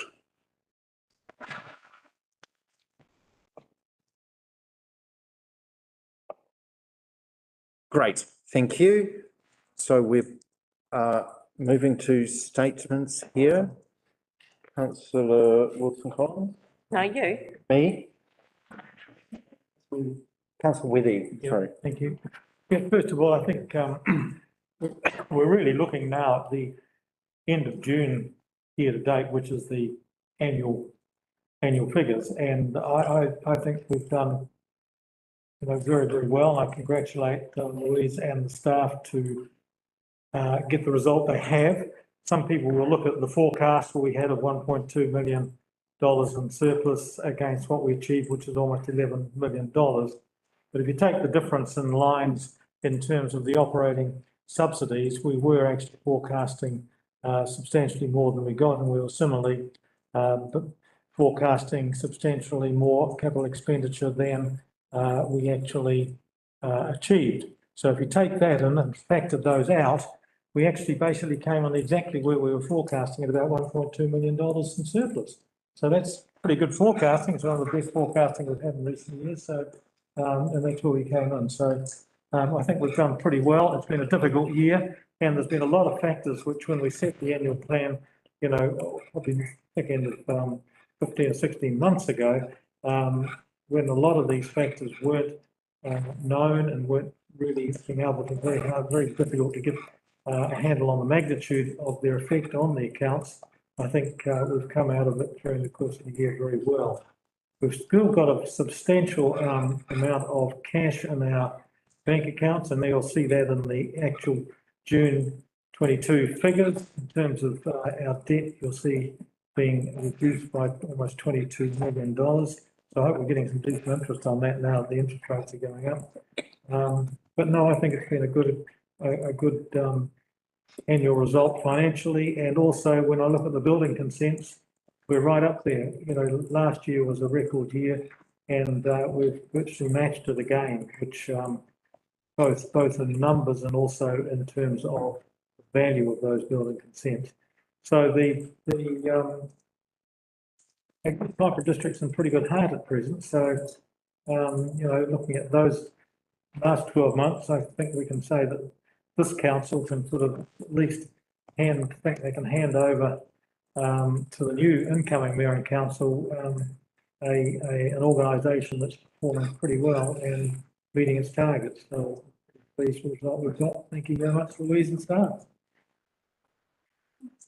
Thank you, Councillor Wilson-Collins. Nothing to add, thanks. Thank you. Are there further statements?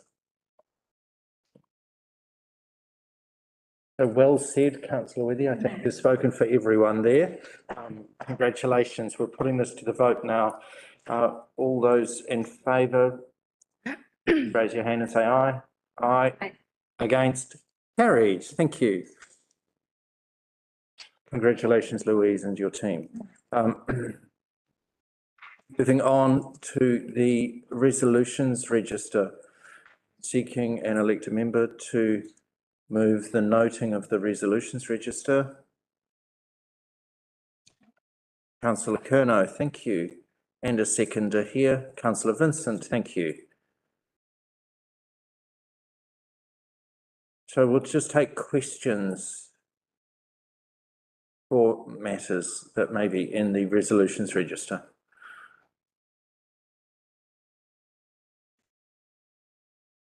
Going once. The Weddy.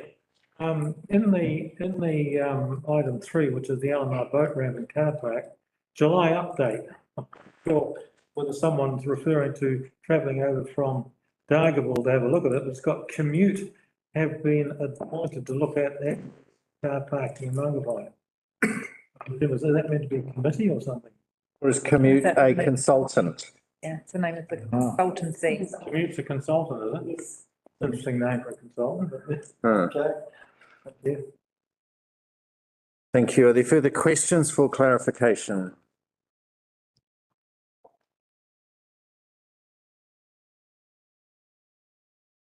No further questions. Thank you, Councillor Curnow. Statement. Nothing to add. Nothing's been Nothing to say. said. It is what it is. Okay, thank you. Thank you, Councillor Vincent. Look, I'm pleased to see that we're going to have, in time for the next meeting, going to be a page full taken off the red. No doubt it'll be replaced by others, of course, but it's good to see things being able to be ticked off. Yeah. Yes. Thank you.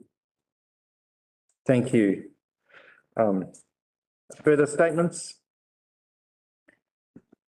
No further statements. Thank you. We're putting this to the vote now. All those in favour, please raise your hand and say aye. Aye. Aye. Against? Carried. Thank you. It brings us to the end of the items for discussion and decision in our open agenda for today. And we have the next item, which is the recommendation to move into the public excluded session. And Councillor Wilson Collins is moving that recommendation, and Councillor Curnow is seconding that. So with that, is there any commentary on this? No, thank you. We'll put this to the vote now. All those in favour, please raise your hand and say aye. Aye. Against? Carried. Thank you. We're now about to move into public excluded. Thank you to the members of the public for watching along today, and the members who were here present with us. And Gavin Dawson, we may stop the live link now. Thank you.